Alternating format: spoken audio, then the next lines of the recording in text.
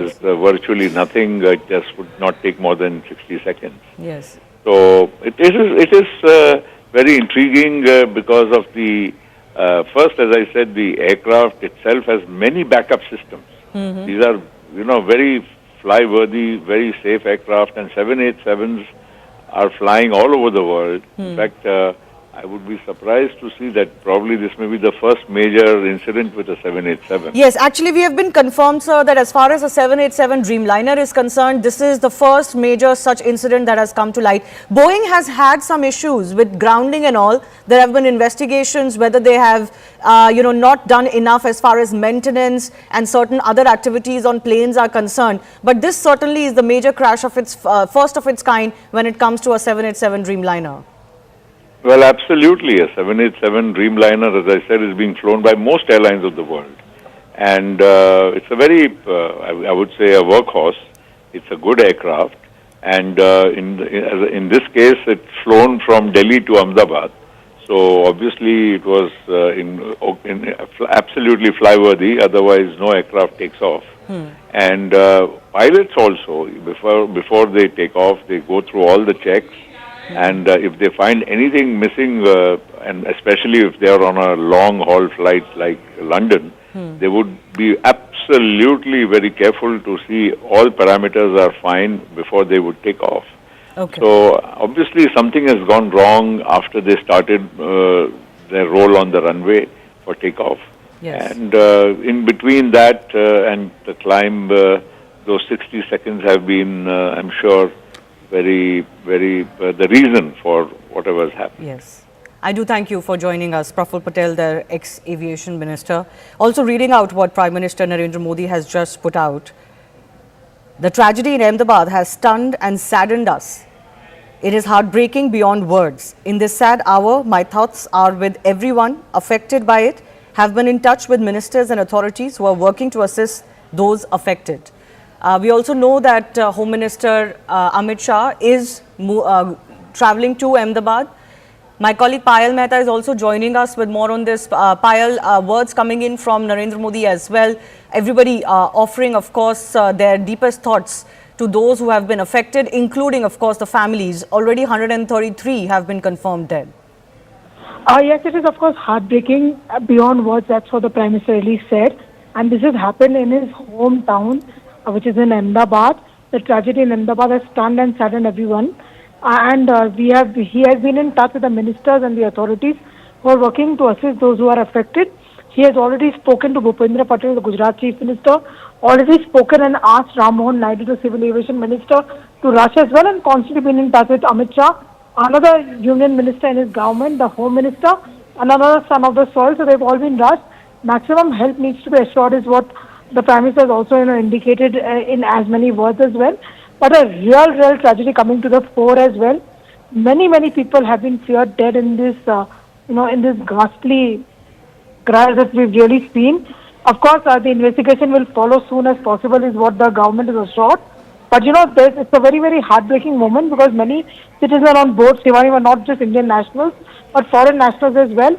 But the government of the day has assured that they will get to the bottom of this and understand why this really occurred. But like I said, the Prime Minister joining the nation in expressing his condolences to what has really happened and to the loved ones. One of the biggest aviation crashes in Indian history, and of course certainly the first concerning a Dreamliner. I want to go across to Rajesh Patani, who's an eyewitness to what happened. Rajesh जी, आपने क्या देखा जब ये crash हुआ? आपने क्या देखा? आपको क्या दिखा? ये बताइए.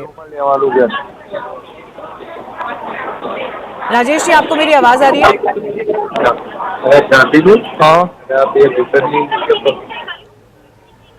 आप क्रैश के वक्त कहाँ थे? आपने क्या देखा? ये बताइए.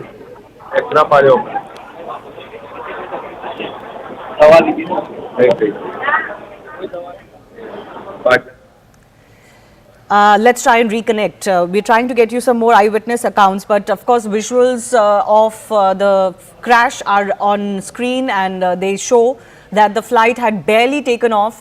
Within less than a minute, of course, this flight has crashed. It seems the pilots have lost all control because they couldn't even deviate the flight from a what seems to be a residential area. There was, in fact, a MBBS students' hostel that has come into the path of this crashing airline. And the aircraft burst into flames immediately upon impact. Those visuals have also been caught by those who were living in the vicinity of the Ahmedabad airport. Captain Kishore Chinta continues to be with us. Captain, I want to understand from you, in such a short span of time, if both engines are lost, how much can captains do? How much can the pilots and the crew do in such a situation? What can they do? There's not much the pilots can do other than look for an area where they can crash land the aircraft in the safest possible manner. So in this case, they barely had any height in hand to change the direction of the aircraft anywhere. See, the most prudent thing they could have done was to keep the wings level and glide into a path which is most safe, which would minimize casualties on impact with the ground, rather than having bank on, wherein the risk of the aircraft cartwheeling and more damage and more casualties. So the pilots probably did the most prudent thing, having probably lost power. Okay, and how does this loss of power really happen? What causes it? Loss of power could be either due to bird ingestion, the engine compressors stalling and not producing any more thrust. It would be really unlikely for engines of such magnitude and to lose power for any other reason for a technical defect just after takeoff. It's unheard of. It's those engines with 70,000 pounds of thrust have been tested multiple times, and one of the safest engines in the aviation world. So nothing else could have caused, in my opinion, the loss of power. So this couldn't have been any kind of technical failure, and the most plausible reason you can think of is bird ingestion, but of the kind which took out both engines. Yes, that's like I said, we can only speculate as of now. I haven't heard of a technical defect taking out both the engines just after takeoff ever in the aviation history. Right. Certainly what has transpired is shocking everyone. This is already, as experts have told us, the first of its kind crash, including involving a 787 Dreamliner. And the way this crash has transpired, soon after takeoff, within a minute of takeoff at very low altitude, seems to suggest the pilots lost all control. They couldn't even divert the plane to a safer area, and it crashed immediately within a minute of takeoff. What also is concerning is that they seem to have lost all control, so both engines were out. There was a mayday call given, but agencies tell us they didn't really manage to contact this flight after that. So it all points out to things going wrong very, very quickly. Harshit. Yes. Captain Kishore, I'm going to come back to you in just a bit. Harshit is an eyewitness of this crash. Harshit, आप कहाँ थे जब ये crash हुआ और आपने क्या देखा? हम मेस में ही थे जहाँ पे ये प्लेन टकराया था. अच्छा, तो आप स्टूडेंट हैं जो मेस में रहते हैं वहाँ पे हॉस्टल में? हाँ, मैं कॉलेज से लाइब्रेरी से पढ़ के मैं यहाँ पे खाना खाने आया था 2 बजे. तो फिर कैंटीन में भी वहाँ पे क्रैश हुआ प्लेन का पार्ट्स जो आप वहाँ पे खाना खा रहे थे?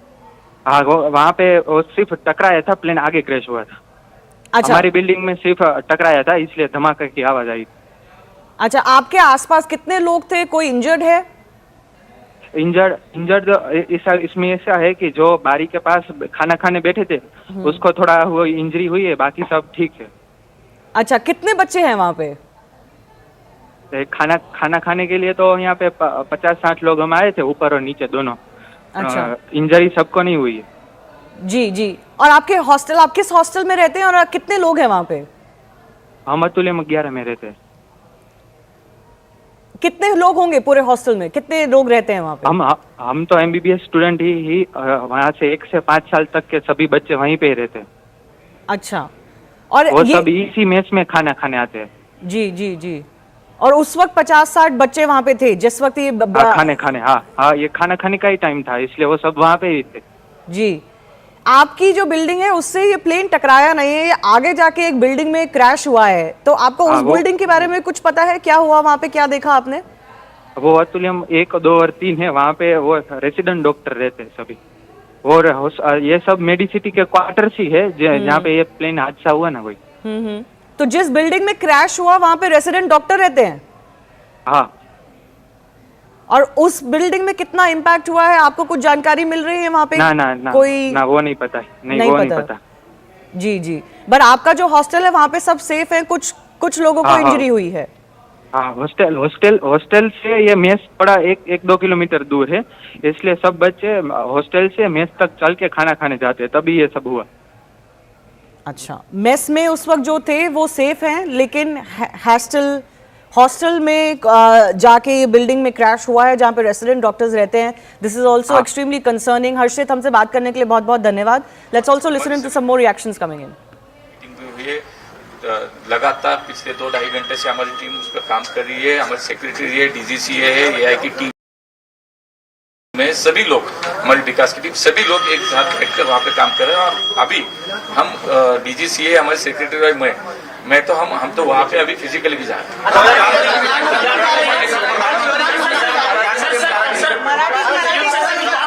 प्रधानमंत्री जी इसका मॉनिटरिंग कर रहे हैं। माननीय प्रधानमंत्री जी ने नायडू जी से हमारी सभी लोगों से बात भी की है, वो मॉनिटरिंग कर रहे हैं। हमारे होम मिनिस्टर वहाँ पे पहुँच रहे हैं और मुझे लगता है कि सभी स्तर पे ये अभी राहत का कार्य बड़ी इमरजेंसी की लेवल पर ऑडिट होगा क्या? सभी प्लेन का इंडिया के ऑडिट होगा? नहीं, अभी तो आज मुझे लगता है कि पहली बात तो यह है कि हमें इससे पहले बाहर निकलना है। बाद में सब होगा, उसकी जांच होगी, उस पर रिपोर्ट आएंगे, उस पर असल में क्या रीजन है वो भी सामने आएगा। ये आज मुझे लगता है कि थोड़ा टाइम इन दिनों कंपनीज जो है, सारी एयरलाइन कंपनीज, क्या वो बहुत सस्ता ले रही है क्या लोगों के जान को लेकर? क्योंकि कोई भी बारिश हो जाए तो प्लेन में कुछ होगा। मुझे लगता है कि कोई जो रियल उसका रीजन है वो सामने आने तक थोड़ा सा सर, जहाँ पे प्लेन गिरा वहाँ पे कुछ कैजुअलिटी हुई है? लगता है, ऐसा लगता तो है, लेकिन थोड़ा सा मुझे लगता है कि ऑफिशियली थोड़ा सा बिल्डिंग में कुछ लोग रह रहे थे ऐसे भी। सर, डॉक्टर्स हॉस्टल बताया जा रहा है। नहीं, यहाँ से NDRF की टीम भी गई है, वहाँ पे बाकी सेना दल की टीम भी गई है। मुझे लगता है कि सभी जो टीमें हैं सभी लेवल पे वहाँ पे काम शुरू।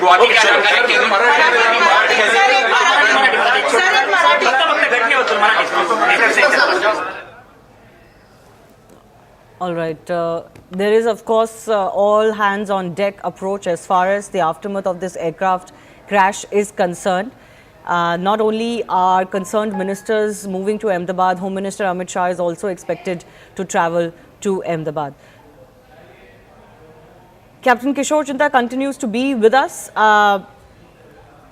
This is, of course, a situation that will possibly need a lot of investigation to figure out what exactly happened, because it seems like a crash that hasn't really been seen of this nature and also of this aircraft itself before.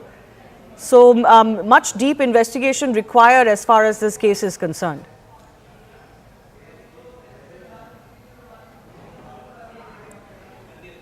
Captain Kishore, can you hear me? Yes, ma'am. Yeah. So the standard procedure of the Aircraft Accident Investigation Bureau, which is already on site, will follow the laid down protocol for fatal accident like this, and I'm sure they will do the due diligence with all possible data that can be collected from the flight data recorder and the cockpit voice recorder and the eyewitness accounts.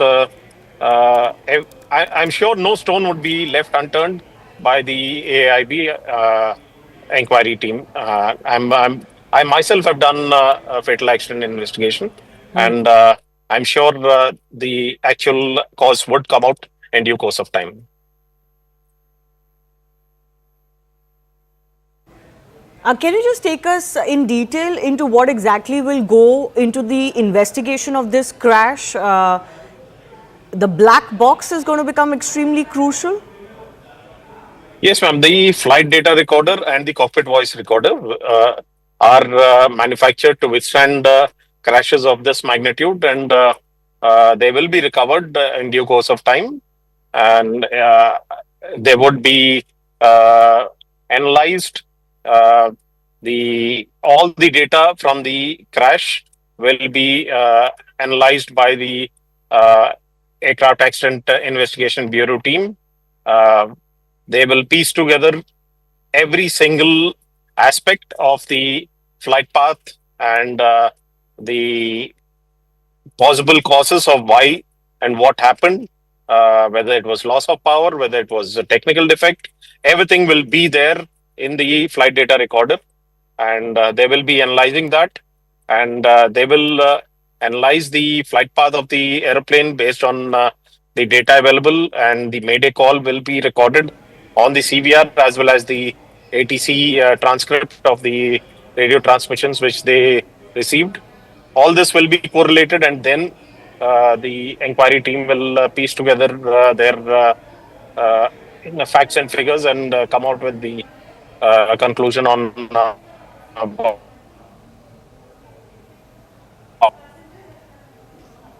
From the initial information that we're getting, we're being told that after the Mayday call, there wasn't any contact that was available with this flight. What could have happened to make it unavailable? Captain Kishore, I want to understand from you, if there is loss of power, does that mean that all communication also goes away? Could the pilots have recorded? How would they? How would we know if this was a bird ingestion? Can the investigation of the remaining parts establish that? Will there be something recorded from the cockpit that can establish that?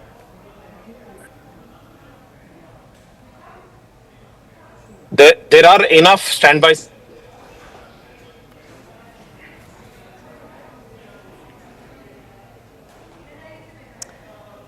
We're losing that link with Captain Kishore Jinda. We'll try and get a better one. But this is, of course, a horrible crash that has come to light. It has really raised alarms as far as the nature of this crash is concerned. 230 passengers on board, 12 crew, including 2 pilots. Already we're getting figures that 133 have been declared dead. But of course, rescue operations are ongoing. There is firefighting operations that are ongoing. You can see those visuals where parts of the plane have actually crashed into the building and they have been stuck into the building debris as well. My colleague Payal also continues to join us. Payal, more updates coming in from your end.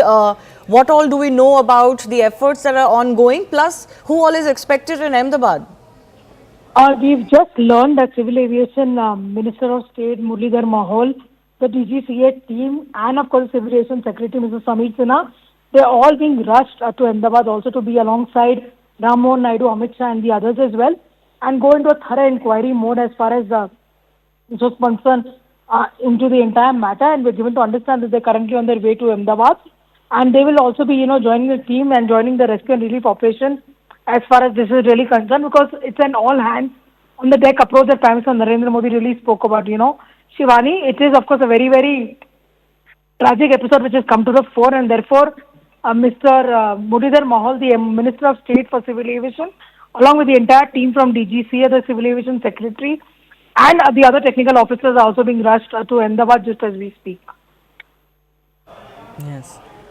This is a crash that has really, in aviation history, experts point out, Payal, that this is definitely one of the worst crashes we have seen, and also given the aircraft involved and the nature of the crash, but also in India's history, this is one of the worst aviation tragedies we've seen.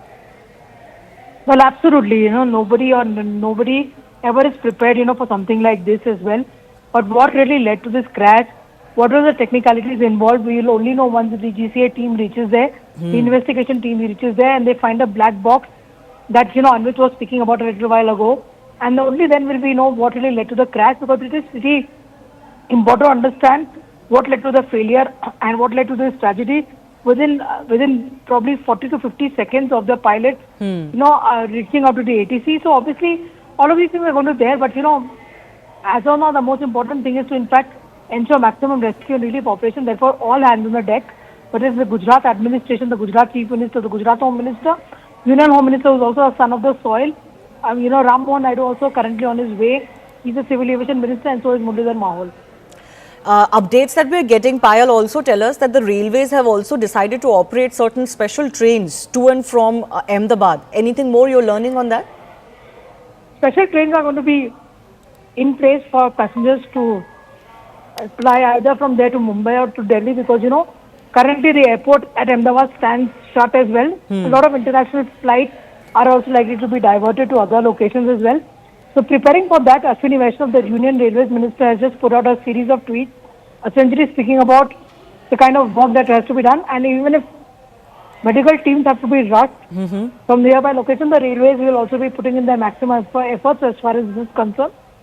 And again, like I said, it is a all hands on the deck approach that the union government is adopting over here, because nothing more valuable than human lives being lost over here. So, Payal, you're reporting that MOS Civil Aviation and DGCA Chief, Civil Aviation Secretary, all being rushed to Ahmedabad. They're about to reach the Delhi airport. But these are, of course, going to be special flights, isn't it? Because as you're mentioning, the Ahmedabad airport has been shut for civil activity as we speak. We're also getting updates that the Gujarat Chief Minister has reached the civil hospital where most of the dead are being taken. Most of the people or the dead bodies that have been taken there have I believe, been declared dead on arrival. So not many survivors so far, but we're hoping for some good news as rescue and relief operations continue. But this is also going to be a huge challenge on ground. Those are some of the visuals coming in from on ground as well, Payal. Huge challenge on ground to ensure or to try to race against time to see if you can find any survivors. Absolutely. Like I said, that no country can ever be prepared for a tragedy like this, while all hands on the deck approach, and therefore the Civil Aviation Ministry has put all the resources together. The civil administration has also put in all these efforts together. Appeal is being made to all the citizens saying that do not rush to the airport or do not crowd around these areas. Make sure that we are able to get a green corridor in place should we need to rush somebody for medical emergency. Given the fact that, there are also the building on which the aircraft really fell also had some doctors who are housed over there. Yes. As well, so obviously the number of casualties are likely to go up. As far as Mr. Mohal is also concerned, it is pretty possible that he might just be on that flight with Union Home Minister Amit Shah. He's also Mr. Amit Shah's, MOS in the Ministry of Cooperation. So obviously he's been rushed. He was at the Civil Aviation Ministry just a short while ago. He's just been asked to rush from there immediately, along with all the officials as well. So obviously that is something which the government of India is looking to do to make sure that maximum efforts are there on ground. Yeah. A high-level meeting has in fact been held at the Civil Aviation Ministry. Secretary and DGCA officials have attended. All of them have now been directed to move to Ahmedabad as well. Let me also go across to Mr. Sivaraman, who's formerly with the DGCA, joining us. Sir, your first thoughts on this massive tragedy? It seems like one of the worst airplane crashes, not just in India, but worldwide as well. Yeah, I agree with you. First of all, my condolences to all those people who have lost their lives, and I pray for the recovery of any injured in this crash. It is really surprising to me also because I have seen a couple of accidents in my career as DGCA, investigated some of them, and also seen other accidents outside India. This is really strange because the aircraft had taken off normally, and at 800 feet it started going down flat, which means it had lost its lift. I mean, that's what I can guess only because I am not an expert in this area, neither am I a great pilot or an engineer. But however, it seems after the first Mayday call, the pilot could not communicate with the ATC, which means a lot of things could have happened inside the aircraft, might have been filled with smoke, or the pilot would have been unconscious. Nobody knows what has happened because normally this is a very, very fine aircraft and very few crashes like this have taken place. And that too immediately after takeoff. Even if one engine had failed, the pilots are quite competent to handle it. And as it had taken off after 800 feet, he could have very well handled it. If both the engines had also failed, it would have been possible for him to land it. But quite possible that the plane did not have any lift at all for him to maneuver it to some space where he could have landed. One should not make any wild guesses. I'm reasonably certain that now they would be able to recover the black box, the CVR, and moreover, this aircraft can transmit its engine parameters to the ground. And I'm sure Air India would have set up these facilities. Similarly, the DFDR, which records all the flight data, they could have also been transmitted to the ground. Because these facilities have been in existence for a very, very long time. And I'm sure Air India would have seen to it that these facilities are available. And in this particular case, when I contrasted with the accident that took place of the Air India 320 in Bangalore, the authorities have acted very swiftly and they have acted magnificently, I must say. All the required help has been rendered to the people there on ground, and also people have been moved very fast from the accident area. I only pray that at least some people come out alive from this accident, and I hope that the authorities will be able to find out what really went wrong. One should not miss any aspect of investigation, particularly in these very tense times. Because, I mean, I don't want to be very explicit on this matter, but every angle should be explored and every possible agency should be involved in investigating this accident. Sir, in your experience, what follows next as far as the investigation itself is concerned? See, as far as investigation is concerned, earlier as DGC, I used to conduct the investigation myself. Now they have got an investigation board, and I'm sure accident investigation board, the DGC authorities should be fully involved along with them, and they should not be excluded from it. The Federal Aviation Authority, they have got excellent facilities. They have investigated many, many accidents in the world. They should be involved. The engine manufacturer, particularly the GE, should be involved. The aircraft manufacturer, Boeing, all of them without hesitation should be part of the accident investigation, because we must get to the truth of this entire thing. Yes. No, absolutely. This is one of the worst crashes, especially given its nature as well. In aviation history, all around the world, there is much alarm, and condolences and thoughts are coming in from across the world. Captain Sam Thomas, former pilot, is also with us. Captain, your thoughts? Any thoughts on what you think could have gone wrong? Good evening. I don't really want to hazard a guess as to what has actually happened. And while our thoughts and prayers are with the victims, what I'd like to say that with the limited evidence that we have, and we are seeing through the visuals that the aircraft has lost power on, or rather is not generating lift enough, and that can only happen when both engines are not developing power. And the reason for that can only be found out once we have the DFDR data. And until then, it's in the realms of speculation, and we understand that people are interested in knowing exactly what has happened. To that extent, we can only say that the weather seems absolutely clear, and the reason for losing power on both engines is extremely rare. If you recollect, there was an incident on the Hudson, where an A320 lost both its engines to bird hit, and a lot of people are drawing that comparisons. This airplane, the 787, is a much bigger airplane, and a few birds will not be able to cause problems to a single engine, or leave alone both engine catastrophic failure. So at the moment we have very, very sketchy details, and the Aircraft Accident Investigation Board would be in a much better position to bring out these details. And at the moment, the incoming details that we have is that both the engines did not develop sufficient power. Yes. I'm going to come to you on that issue of how both engines can go out, because that's extremely rare. That doesn't really happen. And that is really raising alarm here. But we also have a video that has been shot by one of the passengers. I'm told a British passenger who was on board before the crash. Let's just play that out. We are in the airport, just boarding. Goodbye, India. Goodbye. Thank you. 10-hour flight back to England. What's your biggest takeaway, Jamie? We've done this already. On a different thing. All right. What's my biggest takeaway? I don't know. Yeah, fascinating. Great. Thanks. Thanks for your contribution. Okay. Yeah, my biggest takeaway is don't lose your patience with your partner. Yeah, you're already starting to. You've already snapped at me while we're having chai at the airport. You see, you've learnt nothing. Going back happily calm. We are in the airport, just boarding. Goodbye, India. Goodbye. Thank you. 10-hour flight back to England. What's your biggest takeaway, Jamie? We've done this already. On a different thing. Oh, right. What's my biggest takeaway? I don't know. Yeah, fascinating. Great. Thanks. Thanks for your contribution.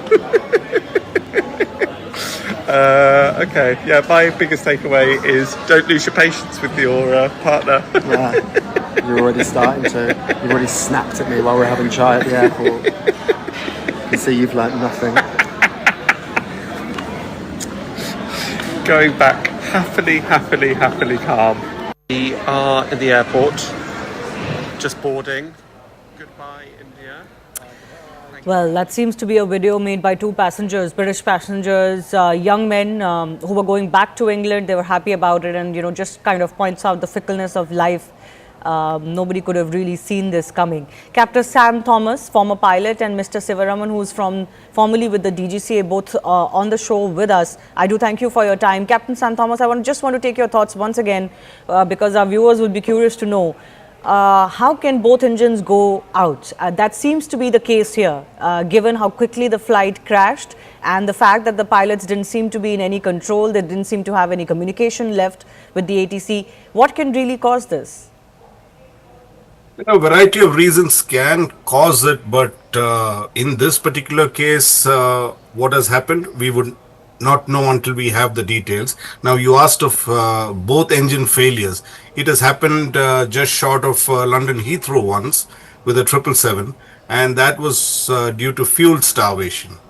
Now, if both the engines do not get adequate fuel, it could result in both the engines flaming out. Now, but that is a very rare scenario, and in this particular case we don't know how both the engines have failed, or indeed we are speculating this from the visuals that we have. So it's evident to a certain extent that there is a loss of thrust on both engines, but we would not be absolutely sure on that till such time that the DFDR shows us the results. I want to ask Mr. Sivaraman also, how long do you think an investigation into a crash like this will take? All right, I think I've lost Mr. Sivaraman. Captain Sam Thomas, do you want to just take this question? How long do you think an investigation of a crash of this nature may take? How quickly can we get to the bottom of what happened? The DGCA would allocate this investigation to the Air Accident Investigation Board, AAIB, and they would put out a preliminary report in about 30 days, and thereafter, based on whatever information they are able to gather from the engine manufacturer, from the OEM, that's Boeing, and may take assistance of other investigative agencies, because not very many qualified investigators are there in India, and it should take about a year. That's my experience with air accident investigation, and it generally takes about a year at least. Currently, of course, the rescue operations are the chief priority, and all of the ministries concerned, including the Home Ministry and the Civil Aviation Ministry, are concerned only with that.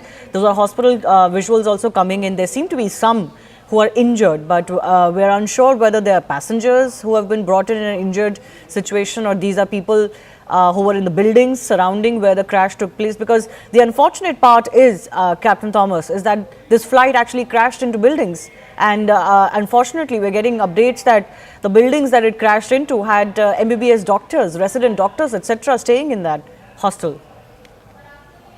Very tragic, very tragic. It does happen that when an airplane crashes and in a thickly populated area, there would be collateral damage on ground as well.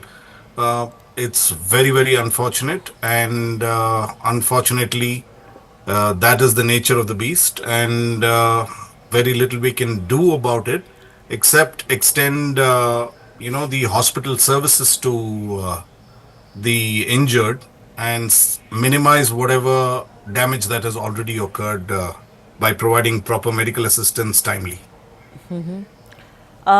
The area around the airport perimeter was, as the visuals themselves show, densely populated. Clearly, there were some facilities there as well for MBBS doctors, hostels, and multiple buildings of that nature with messes, etc., and several buildings housing medical students. Do you think there could be a need to expand the non-residential or commercial areas around airports? That may not be viable at the moment. If you look at the Mumbai airport, which is the current airport, not the Navi Mumbai, the Chhatrapati Shivaji International Airport, it is very, very densely packed up to the compound wall on both sides of the runway. Up to it touches the compound wall. So Ahmedabad is much, much better compared to what Mumbai is, and it may not be commercially viable to clear out vast areas near the airport, because it's not unusual when when old Hong Kong was there. That also was, and I've flown to many, many international countries which have buildings very close to the airport. How rare is it for a flight to crash so soon after takeoff? See, a crash as such can happen at any phase of the flight. Though the takeoff and landing are some of the phases that most commonly it happens, but there is no set rule that it could happen only at this phase of flight. It could happen at any phase of the flight, and takeoff and landings are more critical than, say, a climb or a cruise. Yes. In this situation, Captain Thomas, it seems like the pilots didn't have any time at all. This could have transpired within a minute of takeoff. Yes, because the altitude reported and what we have right now is 741 feet or 800 feet, which is pretty quick. They have also given a mayday call, and actually there is very little time to do. If you've lost both engines, there is very little you can do, and the more you try to deviate from the path, the faster you're going to stall. So what they have done from the visuals seems to be the only choice that they had and the only natural way to do it. Losing both engines so soon after takeoff, we were being told that this flight, of course, the airplane had no issues. It had flown earlier today. It had reached Ahmedabad and was onward to London. There didn't seem to be any problems. Any guesses as to, how, apart from, let's say, bird ingestion issues, what else could cause this so quickly?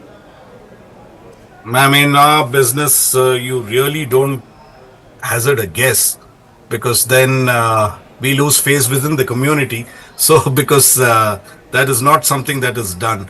I understand. But any technicalities that could come into play here? Very difficult to say, ma'am. It's how to lose both engines.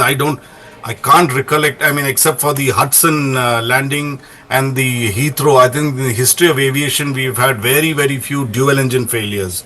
So there is not sufficient data to point to the fact that, this could cause, of course, fuel starvation or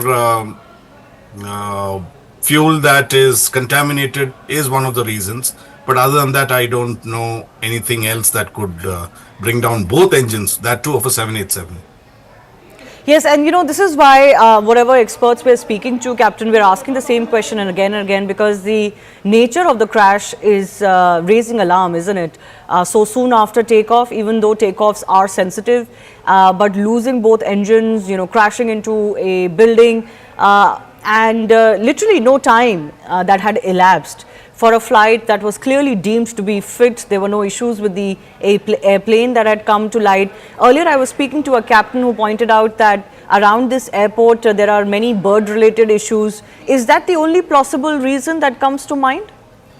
I do understand. I have operated to Ahmedabad several times and there is a bird issue, but once again, you would need very large birds and a large number of birds to put both the engines off, which is very, very unlikely. I know all over India we have a bird problem. That's in Bangalore we have a bird problem, but not significant enough to affect the engines of a 787. These are very big engines, very reliable engines.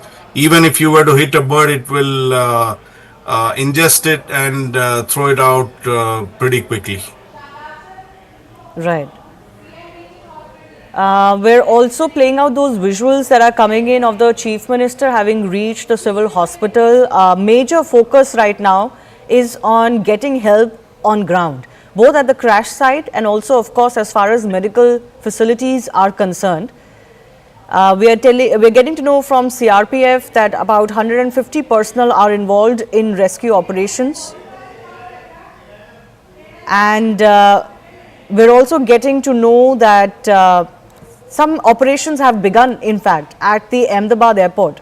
SpiceJet, one of the airline operators, have put out a tweet saying that operations have resumed. Passengers are advised to check their flight status regularly via their website.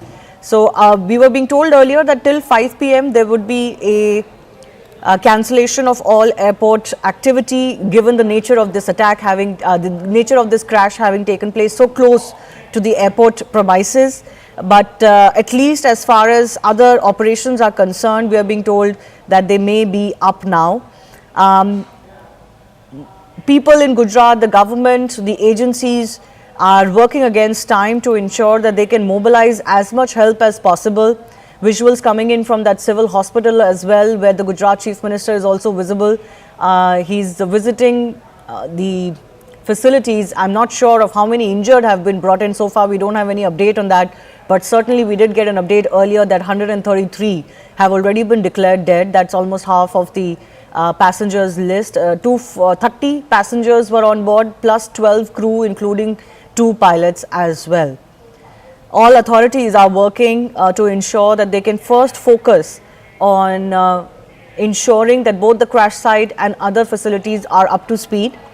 BSF has also pushed 2 teams. CRPF Rapid Action Force, 100 personnel have been sent, and from Group Center in Gandhinagar, 50 personnel have been told to reach Ahmedabad. I'm also joined by Captain C.S. Randhawa, who's President of the Federation of Indian Pilots. Thanks a lot for joining us, Mr. Captain Randhawa. Your first thoughts on this crash that has taken place? It was an extremely tragic crash which has happened in Ahmedabad. And I came to know about just about 1 hour and 30 minutes after the crash.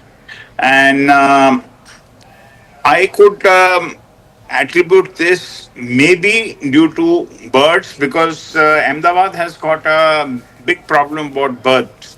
So until unless, because the captain has given a mayday call. So a mayday call, if it was one engine failure, he could have easily handled it. Even if it was an engine fire, he could have handled it. So the 2 possibilities which are very, very likelihood which could have taken place is both engine failure due to bird strike or some jamming of the control. And how does that, we've spoken about bird ingestion issue and how rare that would be for both engines to go out because of that issue so quickly after takeoff. But you're talking about these jamming issues. Can you explain what they are and how they happen? The jamming of the control could have taken place, maybe the elevator, because that is what is responsible for the aircraft to lift off. And I presume that the aircraft has initially taken off and maybe about 200-300 feet, and 200 feet you engage the autopilot. And thereafter it has started descending, if you see the video. Now I'm going by the total video clip. Rest will come out in the DFDR and the CVR, what has taken place, because there has been no call after the pilot has given the Mayday call. Right. Exactly. There So has been no communication after the no Mayday call. communication, Yes. no communication whatsoever, and like once in a million chance it does happen. Like we saw the Hudson crash where the aircraft was ingested. Both the engines were flamed out by the ingestion of the birds. So there is a possibility, because I have flown a lot over Ahmedabad and I have done a lot of training flights, 20 landings in a day I have done, training. So birds are a big problem there. There is no doubt about it. So I foresee a very high chance of both engine failure. That's what most experts are pointing out to, that we have spoken. Yes. But even that is extremely rare, isn't it? Both engines just don't go off. Yes, it is. It is a very rare possibility, but possible. In aviation, sometimes things happen the first time. Because it's not an old machine. It's a new aircraft, maybe about 7-8 years old, and a technical fault like this has never taken place on. I have flown the 777, and of course on the 787 also I was converted. So these aircraft are unlikely to have such problems. Till now in the world, they have had no problem on the 787 and the 777s. Yeah. So very high possibility of a bird ingestion, because he's given a Mayday call. Now that depends that what that Mayday call was.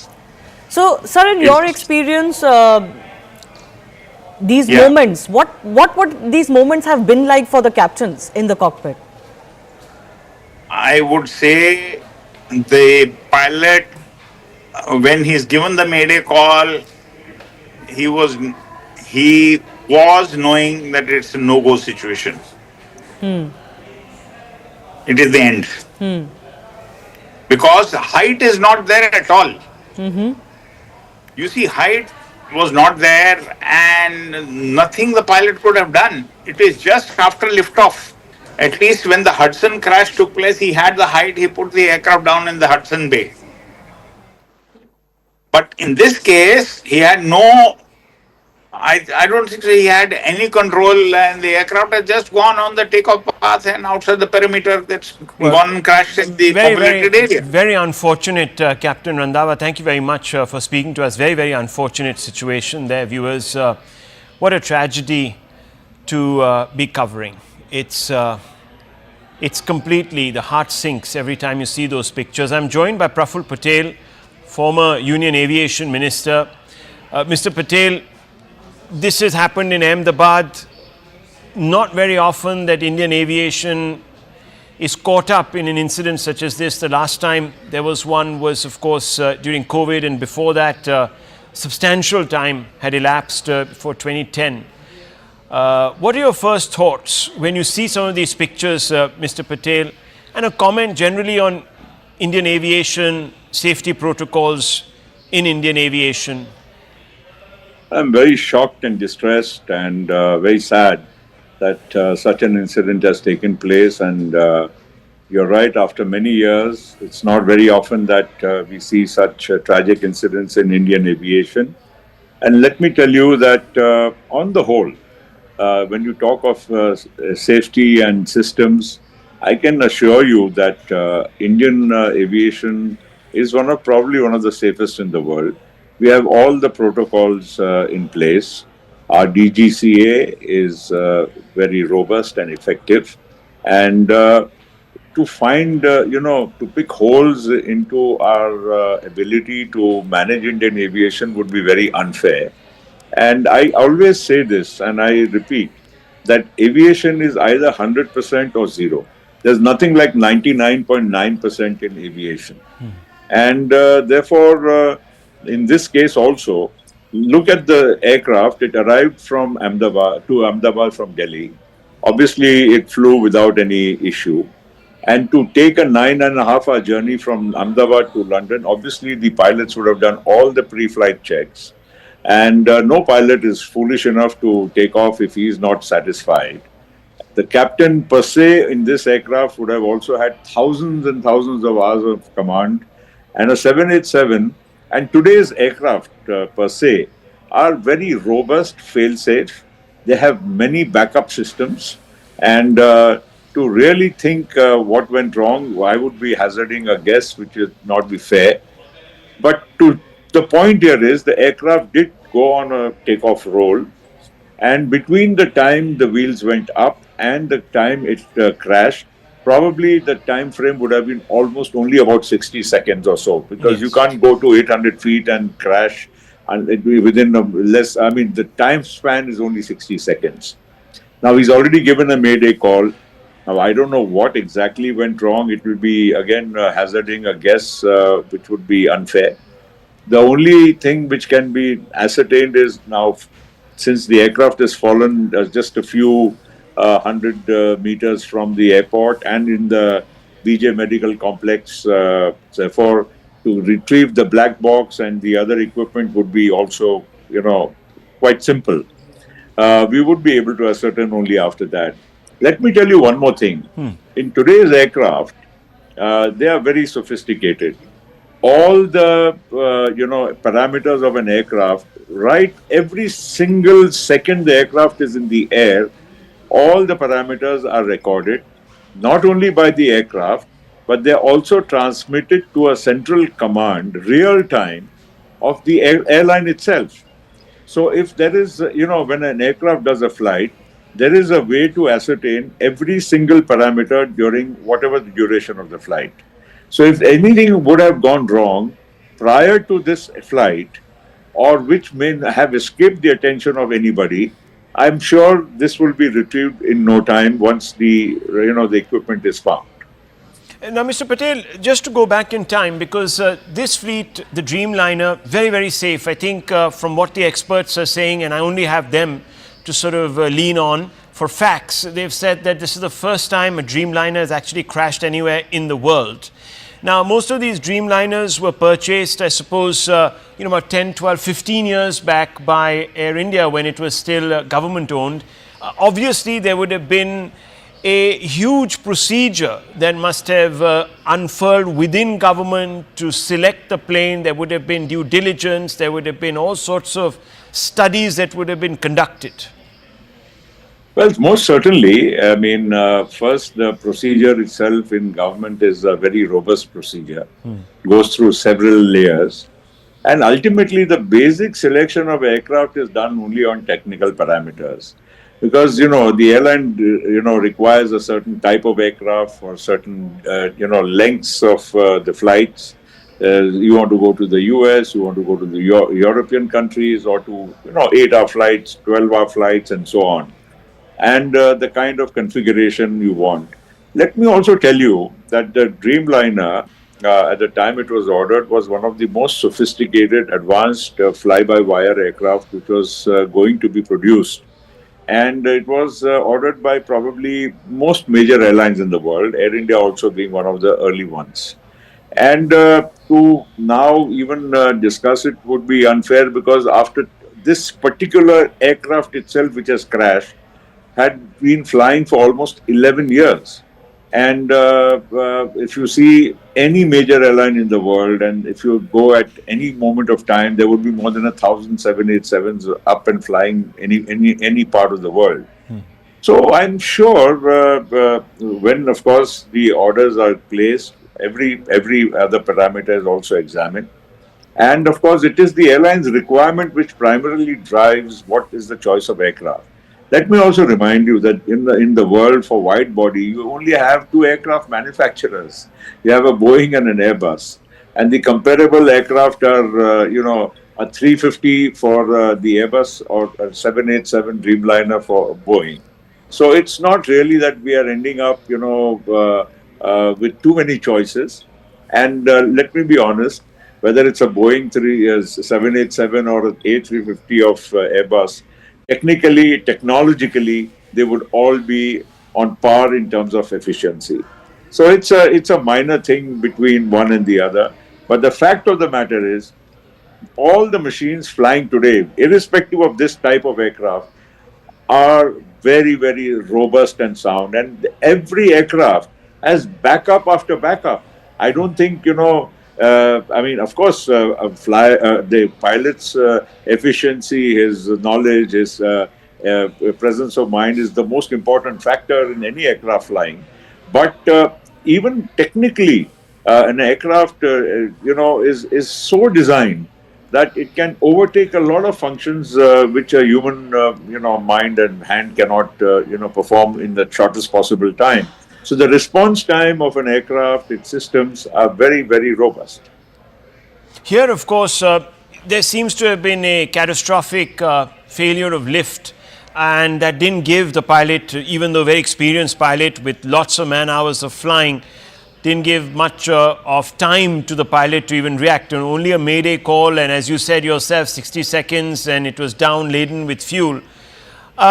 Obviously, there will be questions asked. I'm at this moment as in the dark as anyone else, Mr. Patel, about what could have been the reasons, but there has been a lot of internal strife within Tata.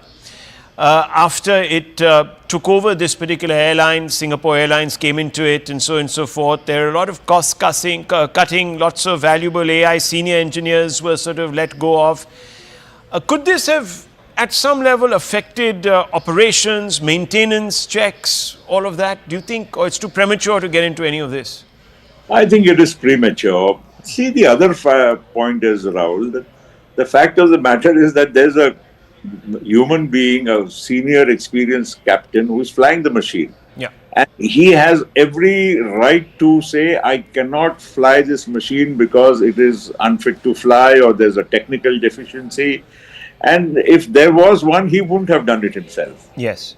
So I think it's hazarding a little bit of a wild guess.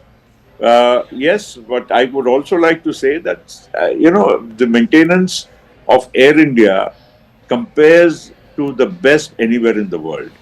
Now, yes, you are also plagued with certain older aircraft, you are plagued with certain other problems, like you just said, because it's been, integration of the old with the new. But that does not come into the way of the safety of the aircraft per se. And I would therefore say, and I can also say with a lot of sense of confidence, that Indian aviation checks and balances of the DGCA and other, the airline also has its own manual. The airline also has its own SOPs. The airlines don't cut corners, especially an airline like Air India, to, save cost or something just for the heck of making small money. I would say that Air India as an airline has its own SOPs put very, very strongly in place.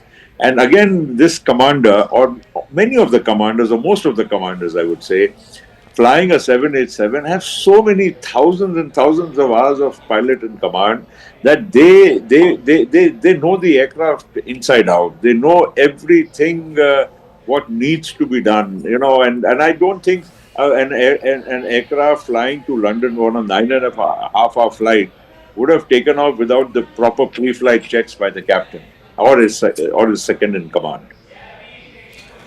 What would you now say in the aftermath to passengers? Remember, the aviation sector was really, really coming back after COVID, the disruption of COVID, one of the hardest hit sectors as we know, but it's really bounced back. We have record number of flights, record number of airports opening across the country.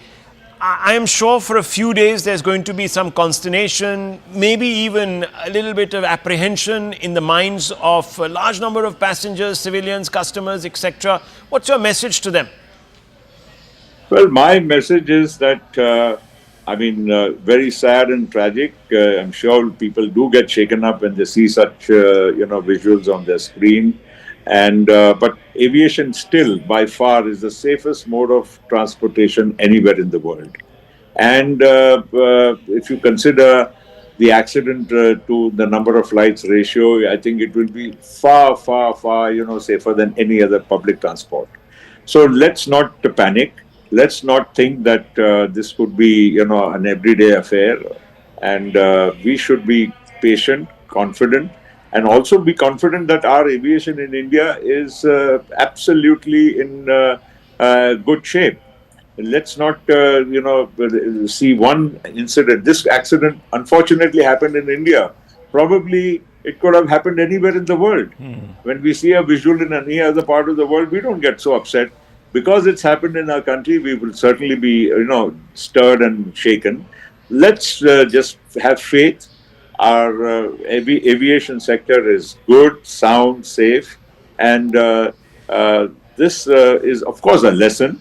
We should, strengthen our systems even further, and we should learn from some things. If at all, the inquiry, once it's complete, will, throw up some definitely revelation as to what has happened. So we should be, concerned, but we shouldn't be scared, and we shouldn't, stop flying or reduce our flying, or every time you fly, you start praying to God. Of course, we pray otherwise, but we don't have to worry about safety and pray.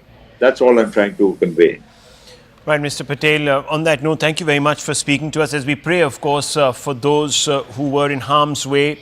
You're seeing that building. Thank you, Mr. Patel, very much for speaking to me. My thoughts and prayers are with everybody. Thank you. Thank you very much. Thank you very much. You see that visual on the left of your screens, viewers? That's the tail of the plane that has crashed through a hostel attached to a medical college just outside the perimeter wall of this particular airport in Ahmedabad, the Sardar Vallabhbhai Patel International Airport.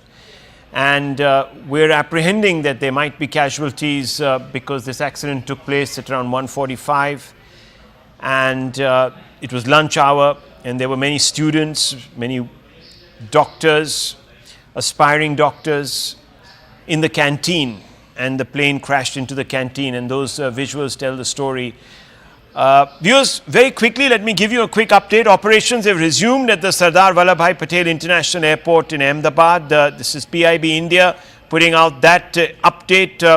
The airlines and the aviation ministry have put out a medical emergency helpline and a control room helpline. It's 0793508211. That number will flash as it is right now under our screen. You can see it. You can call in if you have apprehensions that some of your relatives or others that you know might actually be in harm's way. I want very quickly to give you a quick overview, viewers, as we continue our coverage. The RPF disaster management team, headed by ASC and ADI plus 6 staff, along with hospital team, 6 doctors, 20 staff and 7 ambulance, rendering all possible help in rescue operation. The tragic Air India flight crash at Ahmedabad. We don't still know if there have been any survivors. We are gleaning through data that is coming in through the hospitals to figure that one out, but quite clearly that's the timeline to the right of your screens. At 1:39 it takes off. Within 60 seconds it has a catastrophic loss of lift. The plane goes down, goes crashing into a building which was attached to a hospital, education institution, goes straight into that building. The building itself is covered by ATF. The plane was loaded with ATF because, as you know, it was taking off to travel to Gatwick Airport in London, or the extremities of London. The MEA has reacted and said that details will be shared with governments of foreign countries, because there were a number of citizens from other nations on board this international flight. Air India chairman N. Chandrasekaran is likely to reach Ahmedabad tonight. That's what we're being told. Large number of residents, we're being told, are also feared dead after the aircraft crashed into the Atulyam super speciality doctor's residence. At the time of the incident, around 200 people were residing in the building, the 94 flats there, and you can see the absolutely charred super frame of that building after the plane dived into it, completely losing control. There was a mayday call that was issued by the pilots before the ATC could even sort of respond. The plane went down in that ball of fire. We're also being told that the Ahmedabad airport that had been shut down has now been reopened and flight safety protocols are being followed with utmost care. There are also directions that have gone out to prevent people when they take off, take photographs. So you won't be allowed to do all of that because clearly the flight path. Let me go across to Payal for more updates. We're told that Union Home Minister Mr. Amit Shah will be landing there forthwith. Payal, what are the updates? As far as the Ahmedabad airport is concerned, Rahul, is one of the busiest airports in Gujarat because not only does it have so many domestic flights coming, it's a busy destination as far as businesses are concerned, but it also has a lot of international connectivity as well. But that airport has been opened up, in a calibrated manner, so passengers have been requested that they should check the timings of the flight, etc., and only then move to the airport. As far as the Union Home Minister is concerned, he is expected to reach there in some time, and the Civil Aviation Minister Ram Mohan Naidu is also expected to reach anywhere between 5:30 and 6 p.m. And just a short while ago, Muralidhar Mohal, the Minister of State for Civil Aviation, along with all the DGC officials, along with the Civil Aviation Secretary Mrs. Samir Sinha, they are all on board, so they should also be landing in Ahmedabad in a couple of hours as well. And this flight of happiness and hope, has turned into a flight of tragedy for so many people, who were looking to go back to their homes, especially the foreign nationals, and to many as well. So, our hearts really go out to these people. But, like I said, the government of the day has said that they'll get to the bottom of this, and nobody who is involved with any negligence whatsoever will be spared is what we're given to understand. But yes, flights are going to be resuming in a calibrated manner, and therefore all kind of numbers, whether it's medical emergency numbers or numbers concerning finding the loved ones even at hospitals, etc., have been put out by the civil administration. Bhupendra Patel, the Chief Minister, was at the civil hospital just a short while ago. So all hands on the deck approach, Rahul. Absolutely. There are also more updates that are coming in, viewers, as we scroll through the news updates that are coming up on my screen here. We're also being told that the Air India has called upon the authorities to investigate and ensure that all examinations, forensic examinations of the crash site, etc., are conducted utmost. We're also being told that Air India management officials have held meetings with DGCA staff. Air India has been asked to submit the health report of all their aircrafts. There are also some pictures that make the heart really weak coming in from inside the mess of the hostel where the plane crashed. Devastating scenes there. One just hopes that the casualty figures are not as high as what appears from the scene of devastation. We're being told that former Chief Minister of Gujarat, Mr. Rupani, was on board. We don't still know whether he has survived this or he's injured. We have no updates really on his well-being, but he was a former Chief Minister of Gujarat from 2016 to 2021, the state president of Gujarat. When his name was declared as the Chief Minister, he took over from Anandiben Patel, Miss Anandiben Patel, former MP from the Rajya Sabha and a two-time MLA, hailed from Rajkot West, came from an influential Jain community. He didn't fight the 2022 Assembly poll, citing his wish to step back from electoral politics. He was currently in charge of Punjab for the BJP and was on his way to England and was aboard that flight. There are pictures also coming in of the ill-fated crew of this flight, and we are told that there were at least 10 crew members on board this flight from different parts of the country. Many leaders, many countries are extending commiserations, shock at the events. Remember, this is the first time in recorded history that the Dreamliner has gone down. Very reliable aircraft. Many people are convinced that this aircraft could not have suffered the failures that are being attributed to it. But viewers, as we know, one can't give in to speculation.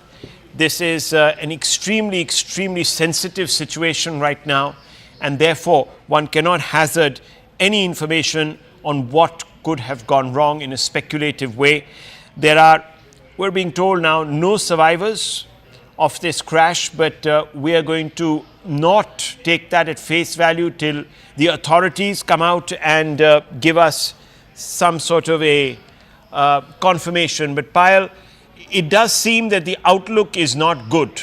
Okay, we don't have Payal. We're going to go back to Payal in just a few moments. But hotline numbers have been set up for people to check in and find out on the state of affairs and, of course, on their own relatives. We are being told that there were 53 British nationals, 7 Portuguese and 1 Canadian on board this Air India flight. 169 Indian nationals were on board. It was a flight that was almost full.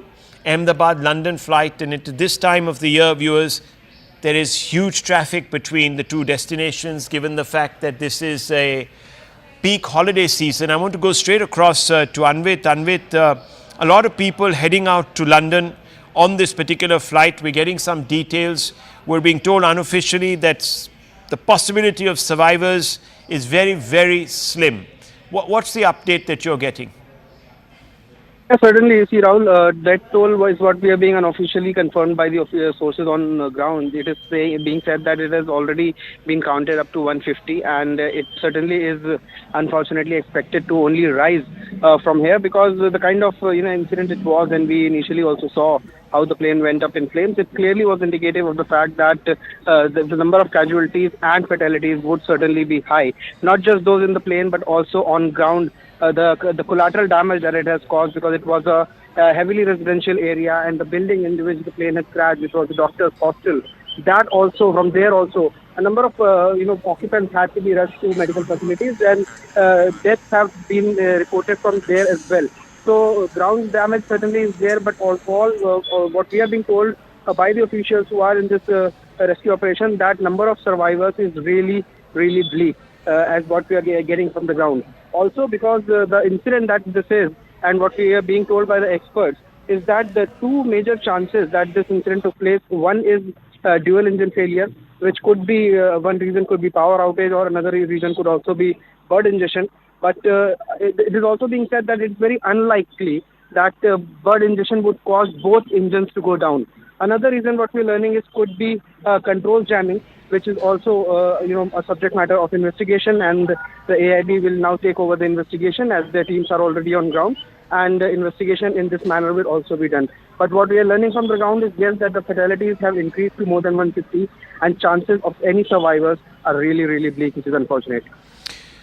Well, that is very, very sad news, if true. We're going to hold back on giving you those numbers because we don't have confirmation from official sources, and CNN News 18 will not report casualty figures, even speculate on casualty figures, given the fact that this would be extremely traumatic. That's the moment of crash, viewers. You can see that the plane lost its ability to lift off. Even its, as you can see, landing gear had not been retracted. So, moment the plane takes off, it presumably experienced a catastrophic loss of lift, as some of our experts have told us.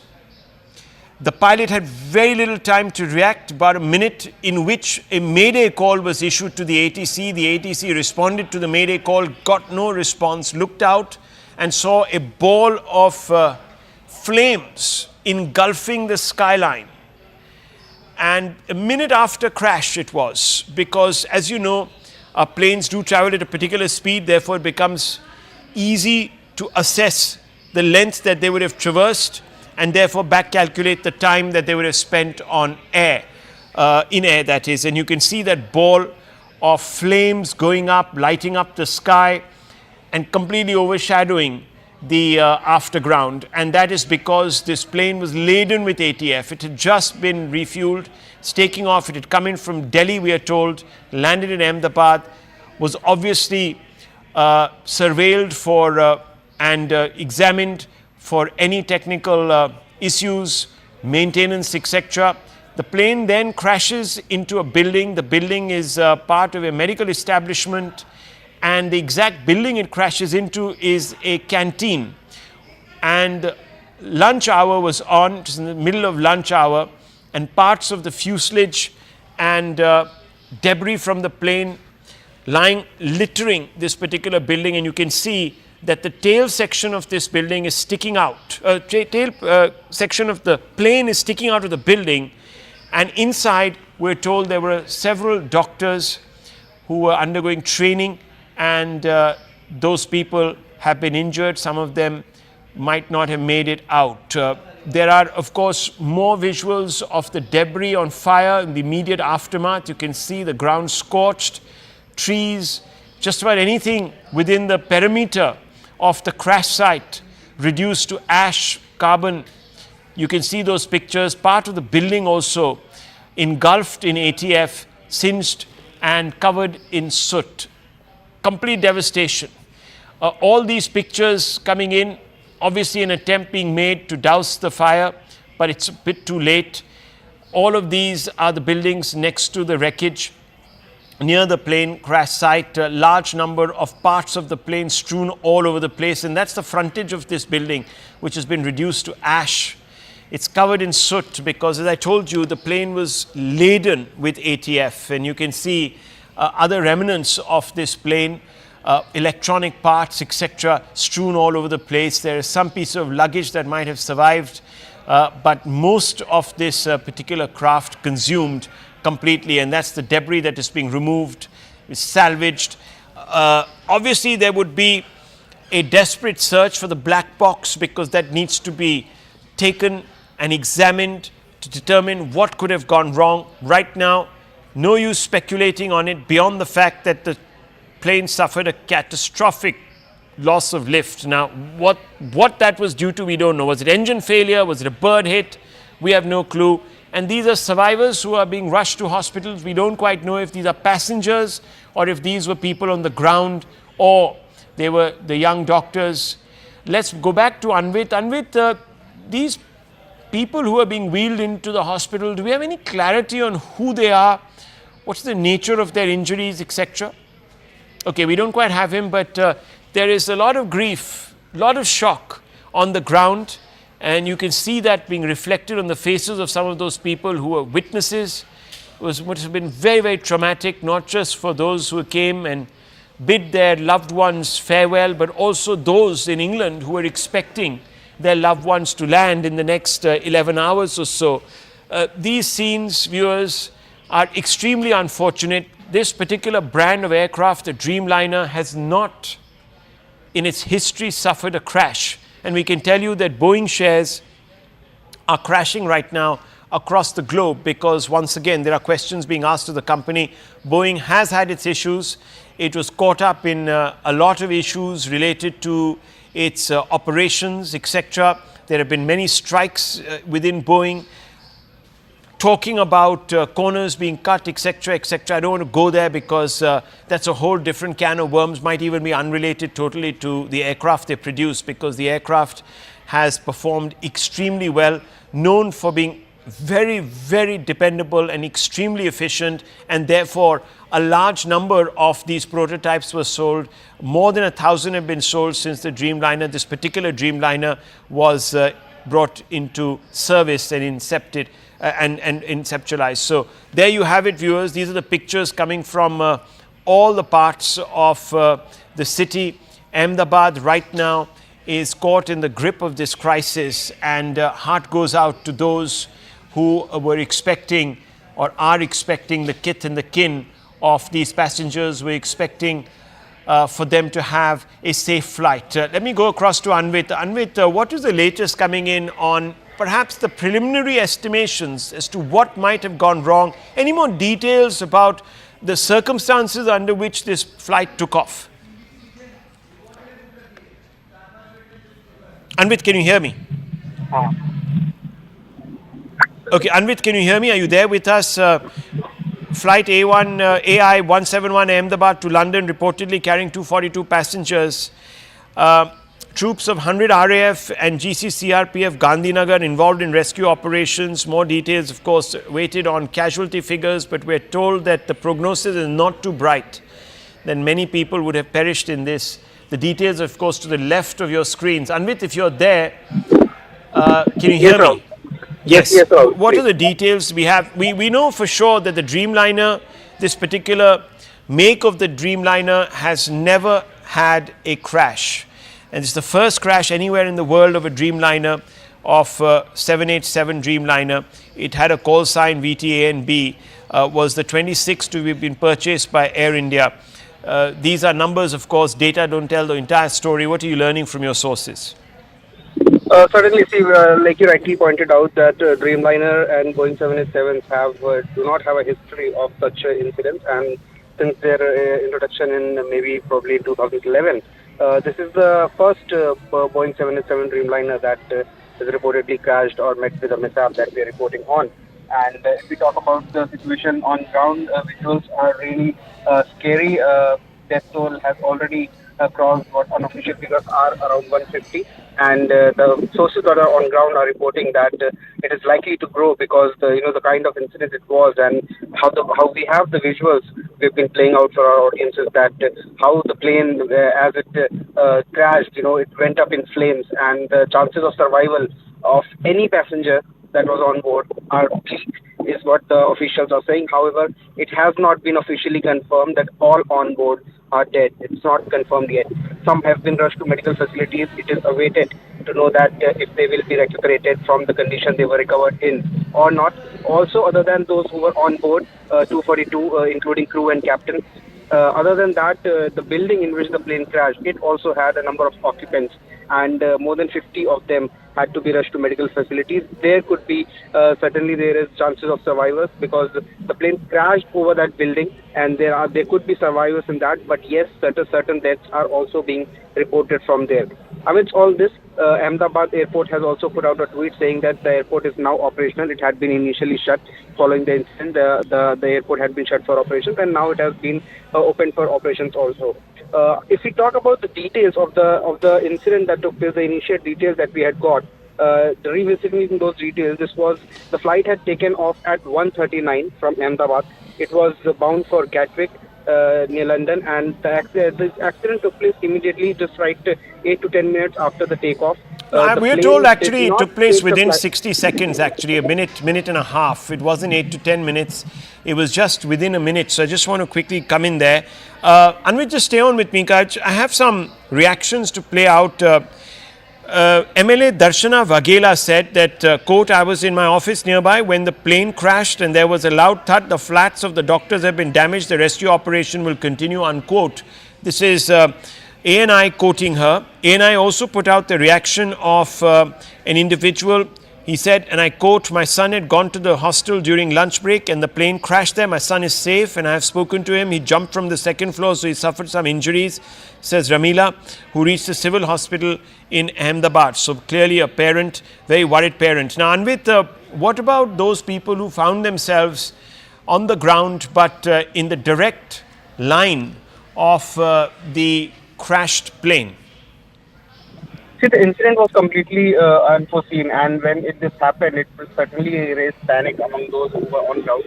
Some people had caught this incident on their phones, and they have recorded how the plane went down and the flight path as it was declining on its flight path. That has been recorded. Some videos we have played also on screen.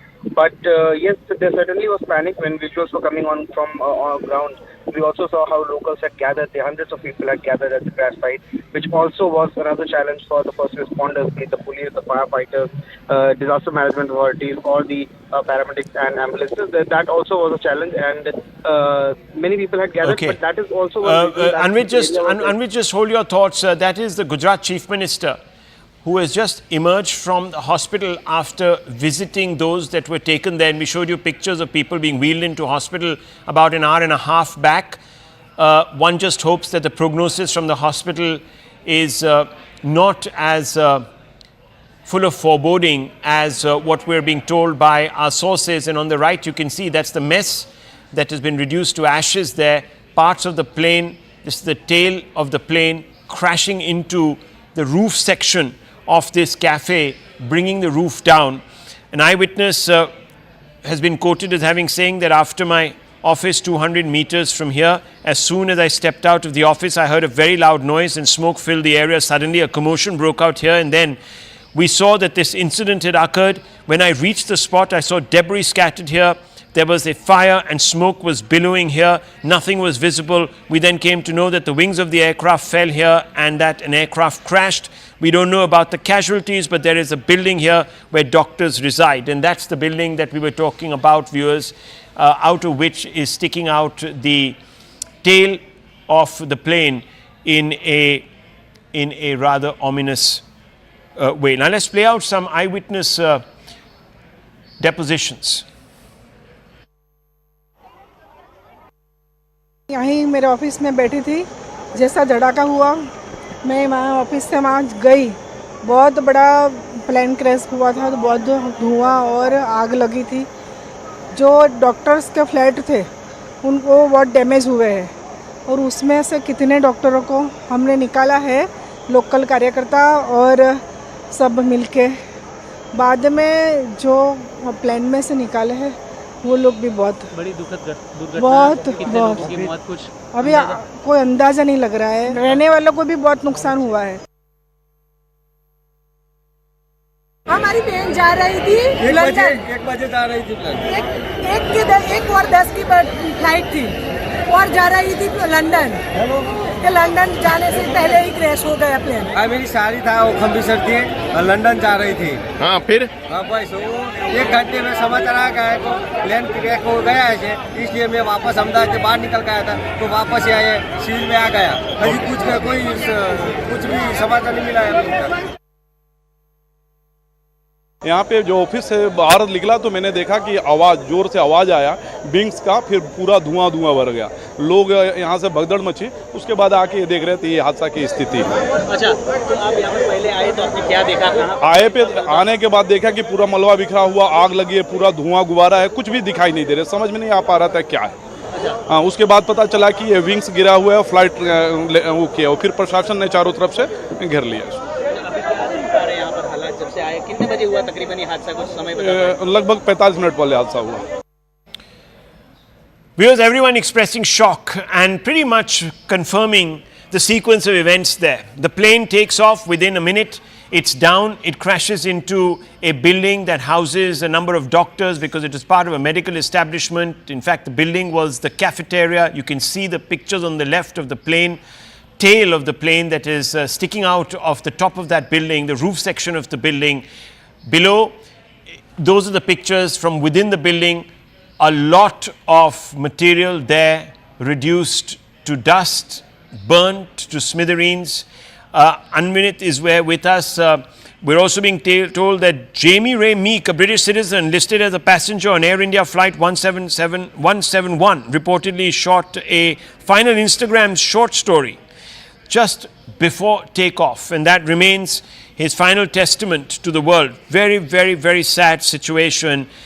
Passengers from across the world on this flight, remember, there were Canadians, there were British nationals, more than 50 British nationals, 169 Indian nationals, a number of Canadian nationals.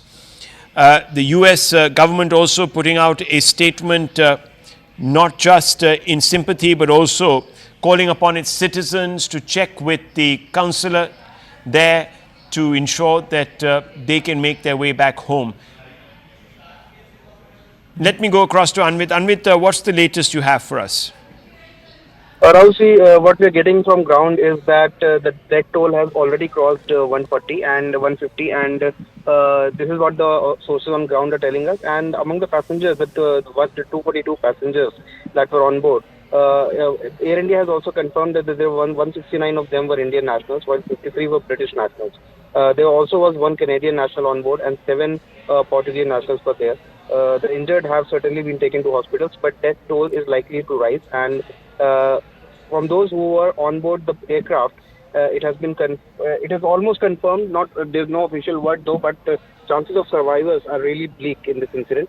As we have also seen the visuals from ground, a number of locals had gathered on spot, and it is also one reason because the area was heavily populated one. That is also one reason that there will be certainly be fatalities from ground as well. The building that was hit by the plane, that is a doctor's hostel. Many of the occupants of the building have also been rushed to medical facilities, and there certain deaths have also been reported. The exact numbers are not still out, but it is expected that agencies certainly will be putting out the numbers soon. The police is expected to give out the numbers soon, but so far, even now, hours after the incident, focus is on rescue because many people who are under the debris, who are in the building, They are being taken out. They are all being rushed to medical facilities, and soon we'll get the numbers also as to how many have been injured and what are the exact number of fatalities. But what we are learning is that out of 242 people, which includes 2 pilots and 10 cabin crew, number of survivors who were on that plane is really bleak to me. Well, hoping against hope, praying that we get some good news, viewers. What a terrible tragedy to grip the nation. Shocked, many people shocked. Reactions coming from across the world, from pretty much every global leader commiserating with the Indian authorities, with the Indian government and the people of our country. Let me go across to Payal.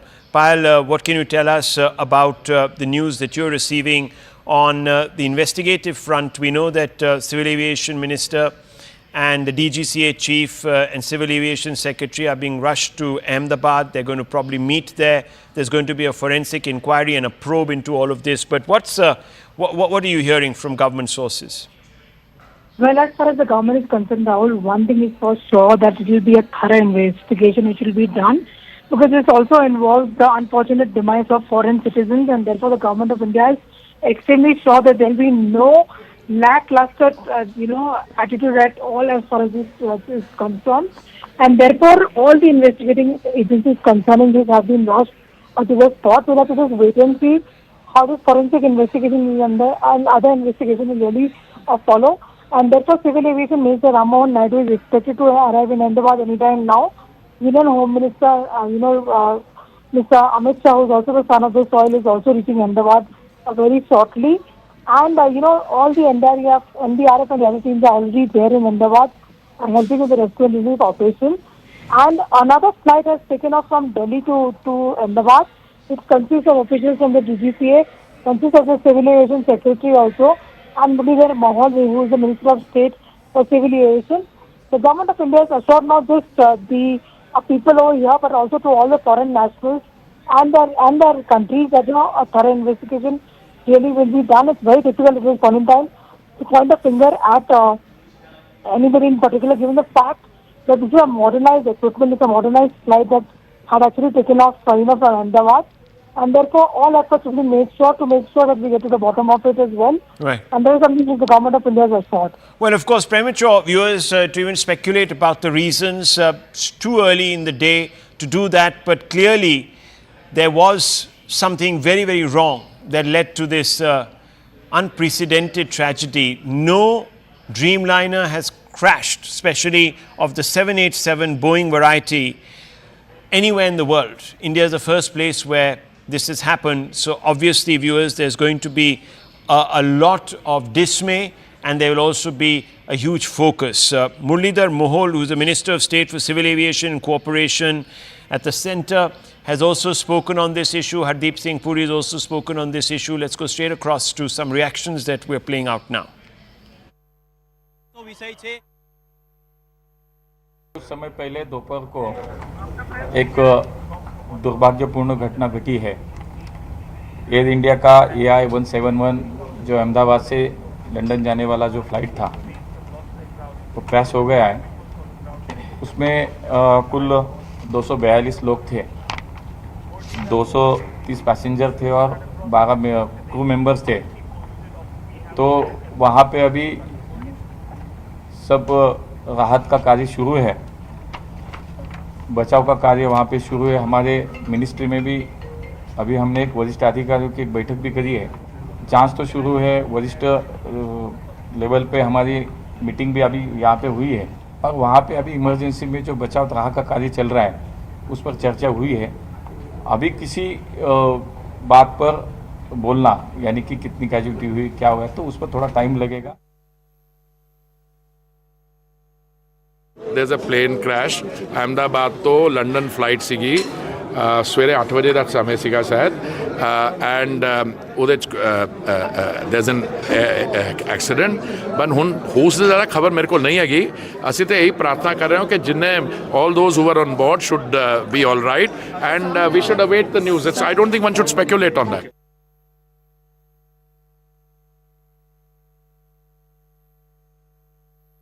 बहुत दुख की बात है, casualty confirm नहीं बटा, बहुत दुख की बात है कि एयर इंडिया का एयरक्राफ्ट क्रैश हुआ है। और जब एयरक्राफ्ट क्रैश होता है तो घटना बहुत बड़ी होती है। इसलिए इस समय पर इतनी जानकारी मिली है तो हमारी अपील यही होगी सरकार से, हालांकि सरकार खुद कोशिश कर रही होगी कि सभी यात्रियों को बचाएं, सुरक्षित पहुंचाएं और उनका इलाज हो। और हमारी भगवान से ये प्रार्थना है कि अगर इतना बड़ा एक्सीडेंट हुआ है तो किसी की जान न गई हो और हमारे पायलट भी सुरक्षित रहे हो। Viewer statement coming out from Boeing. Boeing is saying that we're aware of initial reports and are working to gather more information. Remember, real-time information is relayed always from the plane to the manufacturer, and it is kept and located at a particular center. So real-time information will be available to them. Of course, they would also be wanting to look at the crash footage. They will also be looking at the black... Anvit is there with us. Yes, so the black box is very, very important. Do we have any idea about whether the black box has been recovered as yet, Anvit? What are you learning? See, right now the operations on ground are focusing on rescue and evacuation, and all the passengers who were on the plane as well as the casualties that have happened on ground, they need to be evacuated and taken to medical facilities. Even the bodies, the charred bodies that we've seen visuals, they need to be moved to mortuaries and PM will be conducted, and those formalities need to be done, and only after that, see, AIB teams are already on ground, and there will be DGCA officials are also already there, and they are looking into parallel investigations or have also begun into the cause of the probable cause of this crash. It might take some time to retract the black box and get information from it and the technical data that will be retrieved. Based on that, it will be ascertained as to what may have gone wrong, because there are multiple speculations as of now. Also, the last moment communication between the pilot and the ATC before the mayday call was given. If there was any communication or if there was any communication from the pilot highlighting that there is some issue with the aircraft, that also will be crucial in this investigation. So far, when we have spoken to the experts, they have highlighted two possibilities. One is the way the plane went down and declined on its flight path. One probable cause could be dual engine failure, which is certainly a rare thing to happen, rarest of the rare in fact. This, however, it is being suspected that there is a birds problem in Ahmedabad. It is also in the Bangalore airport, we have reported in the past, but the menace of birds need to be really huge to bring both engines down. So that is also what makes it a rare happening, and that is one reason why the experts are saying that fuel starvation could be one reason, or fuel contamination could be one reason that why both the engines stopped working mid-air. That is one reason. Another, what they're talking about, is there could be a power outage or control jamming, which is also a possibility that would bring the plane down. So these are the reasons that the AIB will also be looking at, and also the DGCA. Well, can you confirm? Can you confirm, because there are reports, of course, coming out that those are the Minister of Home Affairs. He's taking a flight right now to Ahmedabad. Of course, this area does fall under his constituency, or very near to his constituency, viewers, and he's on his way there. And we know that the Union Home Minister has already expressed his shock at this incident. We also know a senior BJP leader has been caught up in this crash. We're updating inputs on his exact status as of now. He's a former Gujarat Chief Minister. Mr. Rupani was on board that flight. What we are being told right now is that there is a lot of speculation that is going on in different circles about the reasons behind this crash, and many people are looking very closely at the footage. And as we have been pointing out through the afternoon, that when the plane took off, it didn't even have time to retract the landing gear, and suddenly suffers a catastrophic loss of lift, which people don't quite know how it could have been possible. How did it actually happen?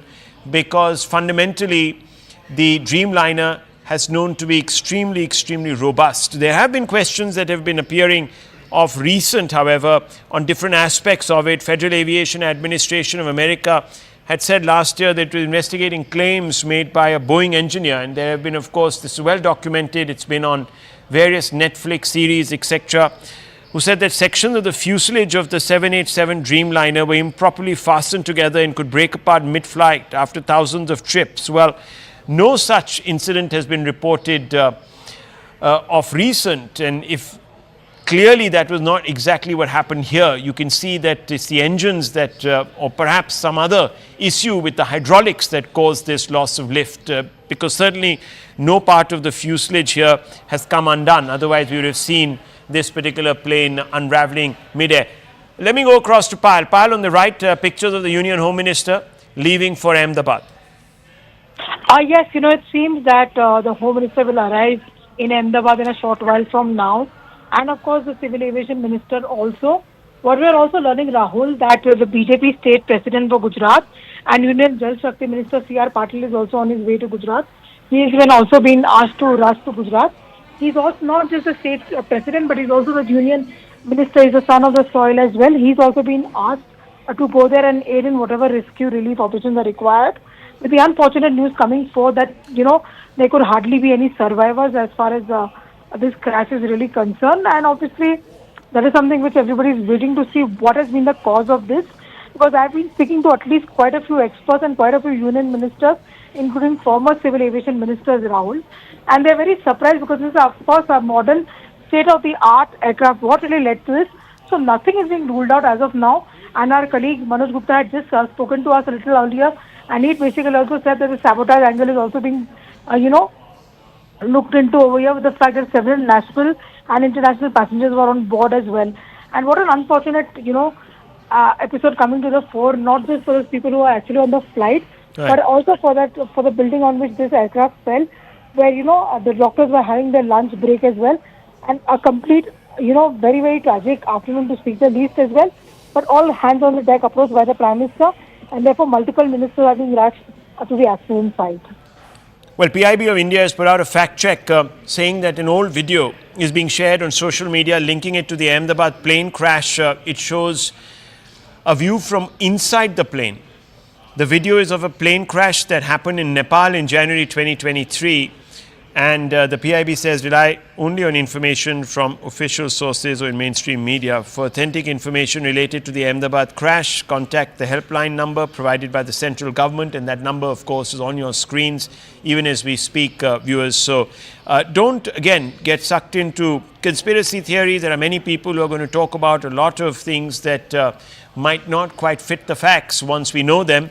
But as of now, we can tell you that Boeing has issued a statement. So we're in contact with Air India regarding Flight 171 and stand ready to support them. Our thoughts are with the passengers, crew, first responders and all affected. So this is a statement that has been put out by Boeing. There is, of course, a past history where Boeing has been under scrutiny, but has that resulted in this particular incident? One can't say. It's too premature. But what we can tell you, viewers, is that the number of casualties are being estimated to be very high. There is a possibility of very few survivors. That's also what we are being told. Unofficially, of course, we don't have any confirmation of the status of the passengers. But what we can tell you is that there were 12 crew, including 2 very experienced pilots. Indians, passengers were 169, British 53, and passengers from other nationalities 7. You can see on your screens a Portuguese and 1 Canadian. So that made up the entire 242 passenger list, including, of course, the crew. And what we are being told, viewers, is that not many might survive this devastating tragedy. I want to go across to Anvit. Anvit, what's the latest on the casualty figures? What are you picking up?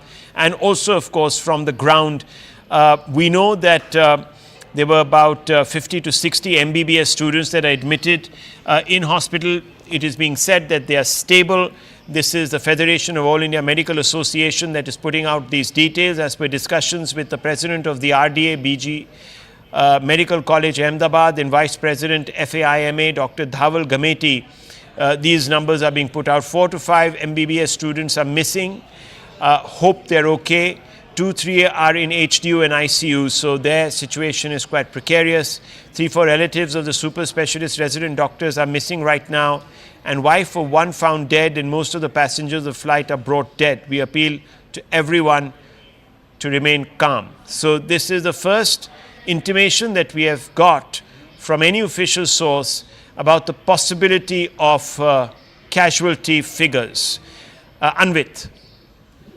Yeah, Rahul, see, the situation on ground is such that some people certainly are missing because the plane went into a residential area and the buildings have been damaged. The people from ground, many of them are being reported missing. Some are yet to be traced. It is not confirmed whether they are dead or they have been taken to some hospital and they remain unidentified. So these are the problems and the challenges that the first responders and the paramedics and medical experts are facing on ground right now. That is one challenge. Another is that the plane had tons of fuel as it has just taken off and it was bound to go to Gatwick. So it had a huge amount of fuel. It is with the planes that their fuel is contained into the wings, and that is one reason why when planes crash, that it immediately goes up in flames. This is one reason, and this is exactly what we saw that happened with this flight as well. The moment it touched down, the moment it touched the residential area where it crashed, the plane went up in flames. And that is one reason why mostly in air crashes, the number of survivors is the least. And even in this incident, hardly there would be any survivors is what we are learning from the sources on ground, which is highly unfortunate. But this is the reality that there might the chances of survival of anyone on board that aircraft might be very less. Also, there are casualties, collateral damage from the ground because it was the residential area. We saw how the plane's flight path declined instead of rising, and it had been taking off. And it was just minutes after taking off that the flight went down and crashed. So the visuals are clearly suggestive of the fact that the casualty figures that have already crossed 150 is what we're learning from the ground. That is expected to only rise. It is unfortunate, but yes, some people have also been rushed to medical facilities and they have been marked safe. This includes a number of hostelers and the doctors who were living in the hostel in the building in which the plane has crashed. So they have been marked safe with some injuries, and they've been said they're out of danger, which is a good news in this. But on-ground situation remains challenging as rescue operations are still continuing. Well, that's not a very encouraging outlook that has been painted there by Anvit. What we can tell you, viewers, is that the FAIMA, the Federation of All India Medical Association, has put out the latest details, and Shivani, it doesn't make for very encouraging reading. 50 to 60 MBBS students are admitted, and thankfully some are stable. Most are stable. 4 to 5 MBBS students are missing, and 2-3 in HDU and ICU. But the prognosis on the passengers of the flight is not very good. Shivani. Absolutely. Good evening, everyone. Thanks a lot for staying with us. In what is now the second biggest air tragedy in India, an Air India flight with 232 passengers and 10 crew members crashed shortly after taking off from Ahmedabad airport. Now, the plane was carrying 169 Indians, 53 British nationals, 7 Portuguese and 1 Canadian passenger, and was bound for London. Already 130 plus casualties have been confirmed. 130 plus passengers have been declared dead, even as rescue and relief operations are on. The tragedy and crash has been so severe that the worst is now feared as far as the casualties are concerned.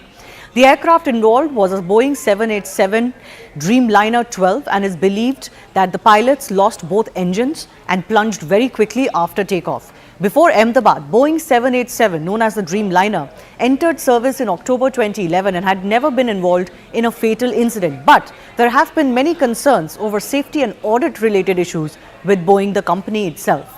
Home Minister Amit Shah, Civil Aviation Minister K. Ram Mohan Naidu have travelled to Ahmedabad along with other ministry and DGCA officials. News also is that former Gujarat Chief Minister Vijay Rupani was on the flight travelling to London, where his family is currently, and we are awaiting confirmation on his condition. Let's take a look at exactly what happened. Air India Boeing flight AI-171 from Ahmedabad to Gatwick in London crashed immediately after takeoff from the Ahmedabad airport itself. As per ATC, the aircraft departed from Ahmedabad at 1:39 p.m. this afternoon from runway 23. So it was scheduled to leave this afternoon. It departed or took off at 1:39 p.m. There were 242 persons on board the aircraft, consisting of 2 pilots and 10 cabin crew, as I mentioned. The aircraft was under the command of Captain Sumit Sabarwal with First Officer Clive Kundar. Captain Sumit Sabharwal is a line training captain with 8,200 hours of experience. The co-pilot also had 1,100 hours of flying experience. Now, the captains, the crew gave a mayday call to the ATC shortly after its takeoff, but thereafter no response was given by the aircraft to the calls made by the ATC. Now, the flight is said to have crashed within a minute after takeoff from runway 23. It had barely achieved a height of 600 odd feet. And the worst is that it actually lost control so badly that the pilots crashed right outside the airport perimeter. The Air India flight crashed at an under construction building, but it also damaged in its path a medical college and hospital, where few students have also been injured. We're also trying to ascertain more about their condition on ground. So what exactly happened mid-air? Initial data from flight Air India 171 shows that the aircraft reached a maximum barometric altitude of 625 feet only. Now, this is not a lot. This is just about 425 feet above the altitude of the runway itself, which is at 200 feet. Minutes after making that mayday call, the Air India flight started to descend with a vertical speed of minus 475 feet per minute. So, you can imagine that actually the flight went down so quickly that within a few seconds it had crashed into those buildings, possibly giving no time to the pilots and others to even try to maneuver away from what seems to be a heavily densely populated area.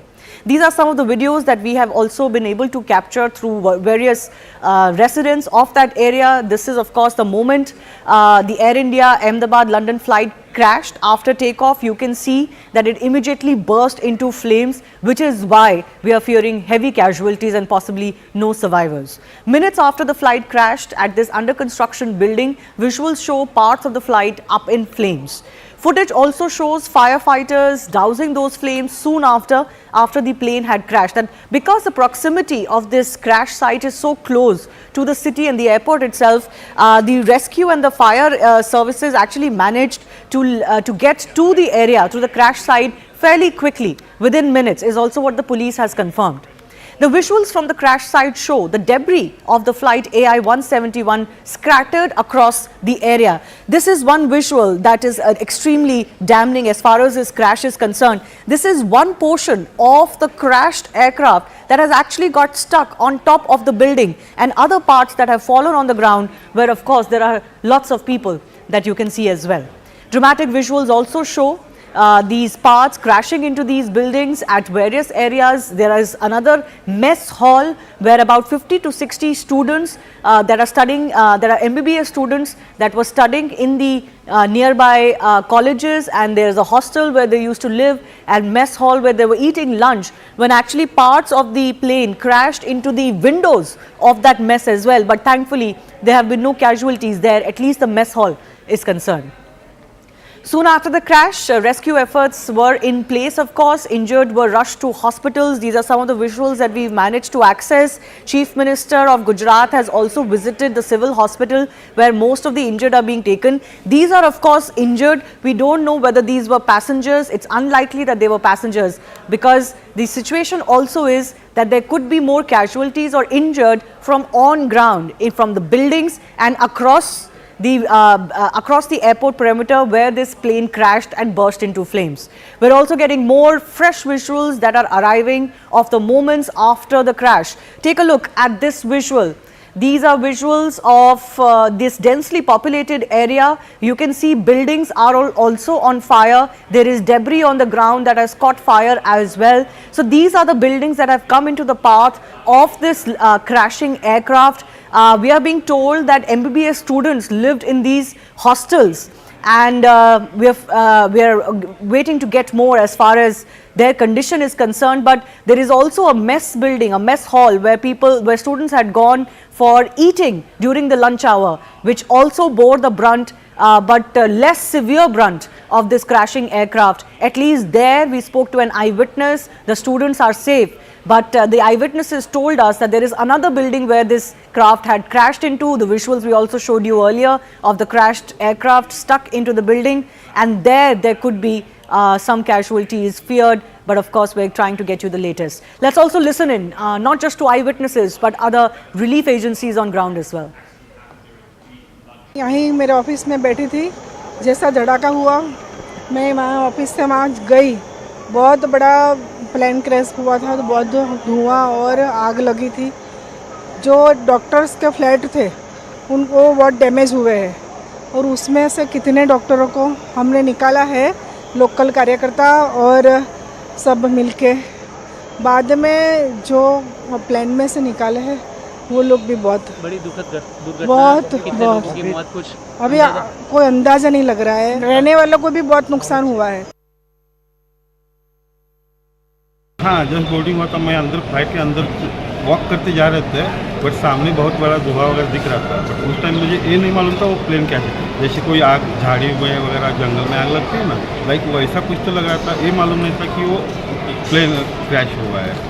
तो उसके बाद क्या हुआ? इन लोगों की तरफ से information, airport की तरफ से क्या इन्फॉर्मेशन मिल गया? नहीं, तब तक कुछ नहीं। फिर हम अंदर जाके बैठे, हमारे साथ में हम फोटो भी निकाले थे, जैसे कोई आग लगी होगी झाड़ी वगैरह में। जब फ्लाइट में बैठे और 10-15 मिनट इधर उधर फिर एकदम से अनाउंसमेंट हो गया कि फ्लाइट डिले हो रहा है। बट वहाँ पे उन्होंने ये रीज़न नहीं बताया कि किस वजह से डिले हो रहा है। डिले हो रहा है इतना ही बताया था। बट अभी वो वाईफाई मतलब इंटरनेट वगैरह सब चालू था, मोबाइल पे न्यूज़ आ गया, तब हमें पता चला कि वो फ्लाइट क्रैश हुआ है। मेरा लड़का है ना, वो ब्रेक पड़ा था खाने का, तो हॉस्टल में खाने गया था इधर, हॉस्टल में ही प्लेन क्रैश हुआ। पर मेरे लड़का को कुछ हुआ नहीं, बात हुई मेरी। पर इसके भाईबंद है ज़्यादा हुए तो लोग मर गए। ये फिर मेरे लड़का को देखने जाना है अंदर। मेरे को लड़का बोला है कि मैं अच्छा दूसरे माल से कूदा था ना, तो थोड़ा खाली लगा है, ऐसा बोला है मेरे को। पर मैं जाऊँ अंदर तो मालूम पड़े ना ऐसा। ठीक है। हमारी ट्रेन जा रही थी 1 बजे जा रही थी प्लेन। 1:10 की फ्लाइट थी और जा रही थी लंदन। लंदन जाने से पहले ही क्रैश हो गया प्लेन। मेरी साड़ी था, वो खम्बीसर थी और लंदन जा रही थी। हाँ, फिर बस वो 1 घंटे में समाचार आ गया को प्लेन क्रैश हो गया है, इसलिए मैं वापस अहमदाबाद से बाहर निकल गया था, तो वापस आए सील में आ गया। अभी कुछ भी समाचार नहीं मिला है अभी तक। कुछ समय पहले दोपहर को एक दुर्भाग्यपूर्ण घटना घटी है। एयर इंडिया का AI-171 जो अहमदाबाद से लंदन जाने वाला जो फ्लाइट था वो क्रैश हो गया है। उसमें कुल 242 लोग थे, 230 पैसेंजर थे और 12 क्रू मेंबर्स थे। तो वहाँ पे अभी सब राहत का कार्य शुरू है, बचाव का कार्य वहाँ पे शुरू है। हमारे मिनिस्ट्री में भी अभी हमने एक वरिष्ठ अधिकारियों की एक बैठक भी करी है। जांच तो शुरू है, वरिष्ठ लेवल पे हमारी मीटिंग भी अभी यहाँ पे हुई है और वहाँ पे अभी इमरजेंसी में जो बचाव राहत का कार्य चल रहा है उस पर चर्चा हुई है। अभी किसी बात पर बोलना यानी कि कितनी कैजुअलिटी हुई, क्या हुआ, तो उस पर थोड़ा टाइम लगेगा।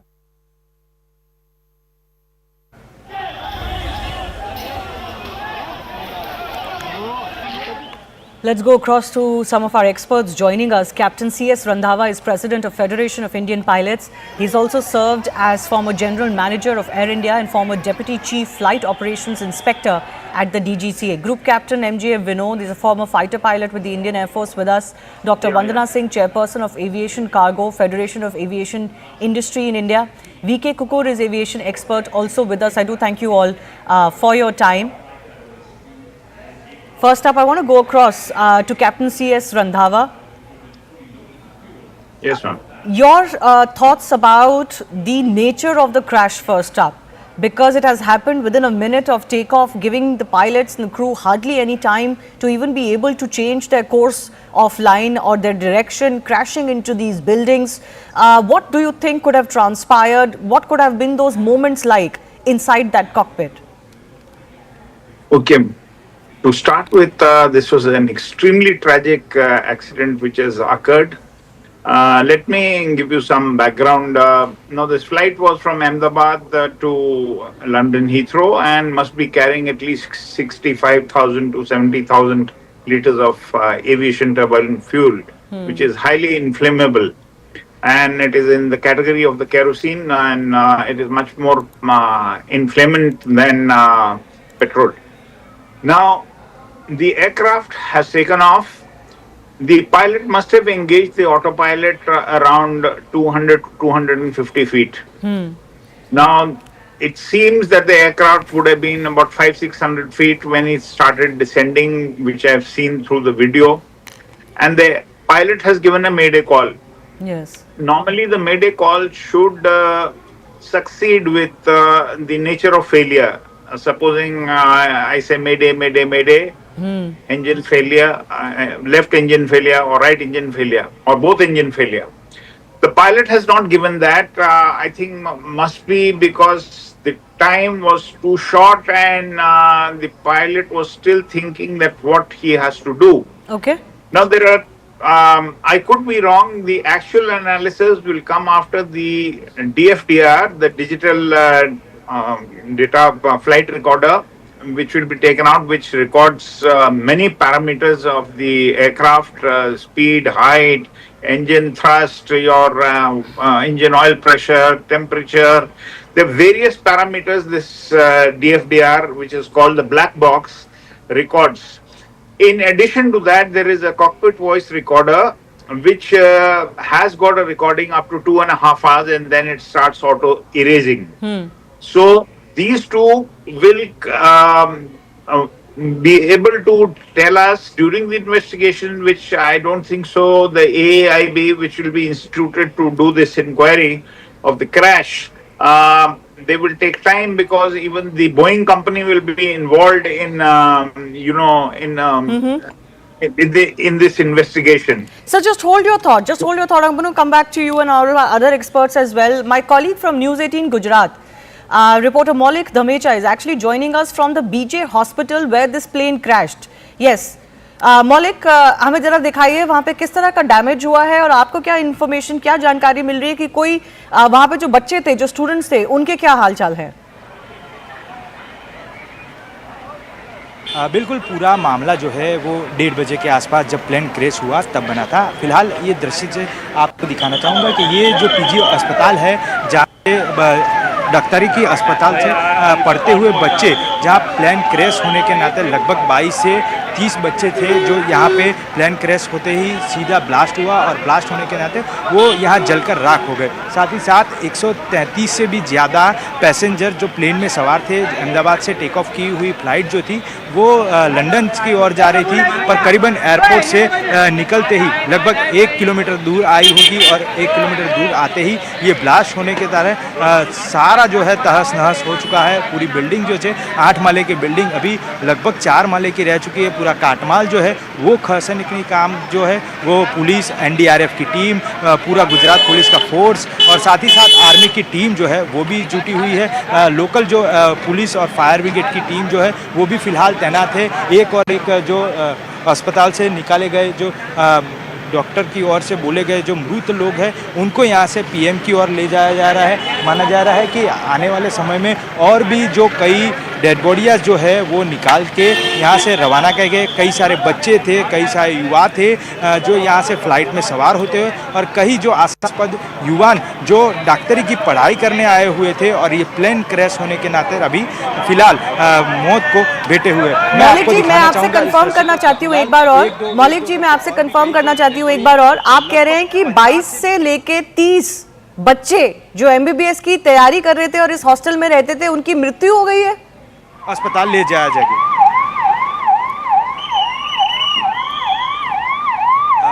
मौलिक जी, आपको मेरी अगर आवाज आ रही है, मैं एक बार कंफर्म करना चाहती हूँ आपसे कि ये जो MBBS की तैयारी कर रहे थे बच्चे, उसमें से 22 से 30 बच्चे उनकी मृत्यु हो गई है वहां पे उस हॉस्टल में।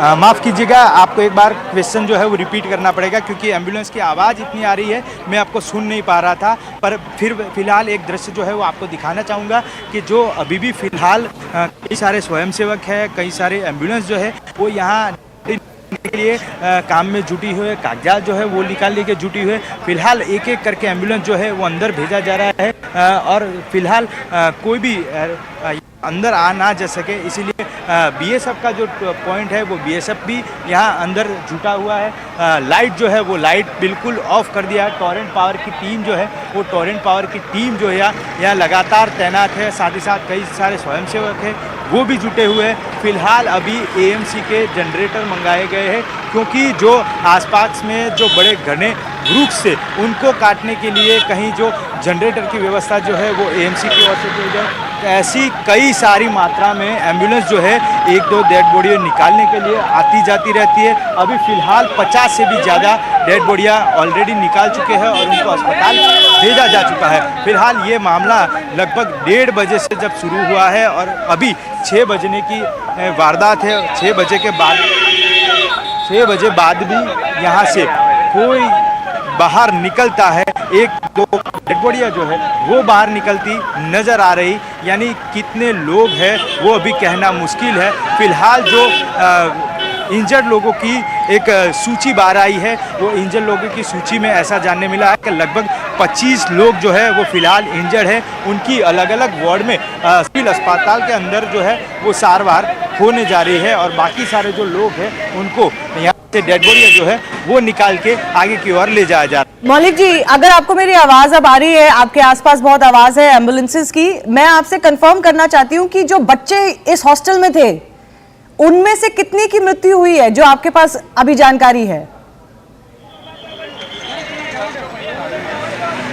अभी जिस प्रकार जानकारी मिल रही है वो बेसिक इन्फॉर्मेशन है। बेसिक इन्फॉर्मेशन इसीलिए क्योंकि जब घटनास्थल पे ये प्लेन जब क्रैश हुआ, ये यही जगह है। मैं आपको एक बार दृश्य के मार्फत दिखाना चाहूँगा कि ये जो जगह है वो बिल्कुल यही जगह है कि जहाँ से प्लेन का कॉकपिट होता है और कॉकपिट के आगे का भाग से लगभग 58 लीटर जितना फ्यूल जो था वो फ्यूल होने के नाते यहाँ टकराया था और टकराने की वजह से ये सारा जो बच्चे यहाँ हॉस्टल में पढ़ते थे, रहते थे, उनको यहाँ लगा हुआ था और ये सारे लोग यहाँ अभी मौत से जुटे हुए। सारे कई लोग जो बच गए थे वो बच गए, उसको अस्पताल में दाखिल कराया गया है, उनकी सारवार जो है वो चल रही है। पर जब तक आंकड़ा मिल पा रहा है कि 22 से भी ज़्यादा बच्चे यहाँ थे, उनको ले जाया जा रहा था और उसमें ये हादसा हुआ और ये हादसे में कई सारे पैसेंजर भी थी और वो जो पैसेंजर का आंकड़ा है वो अब तक 150 से भी ज़्यादा होने का माना जा रहा है। Okay, Maulik the Major, thanks a lot for joining us. Let me go back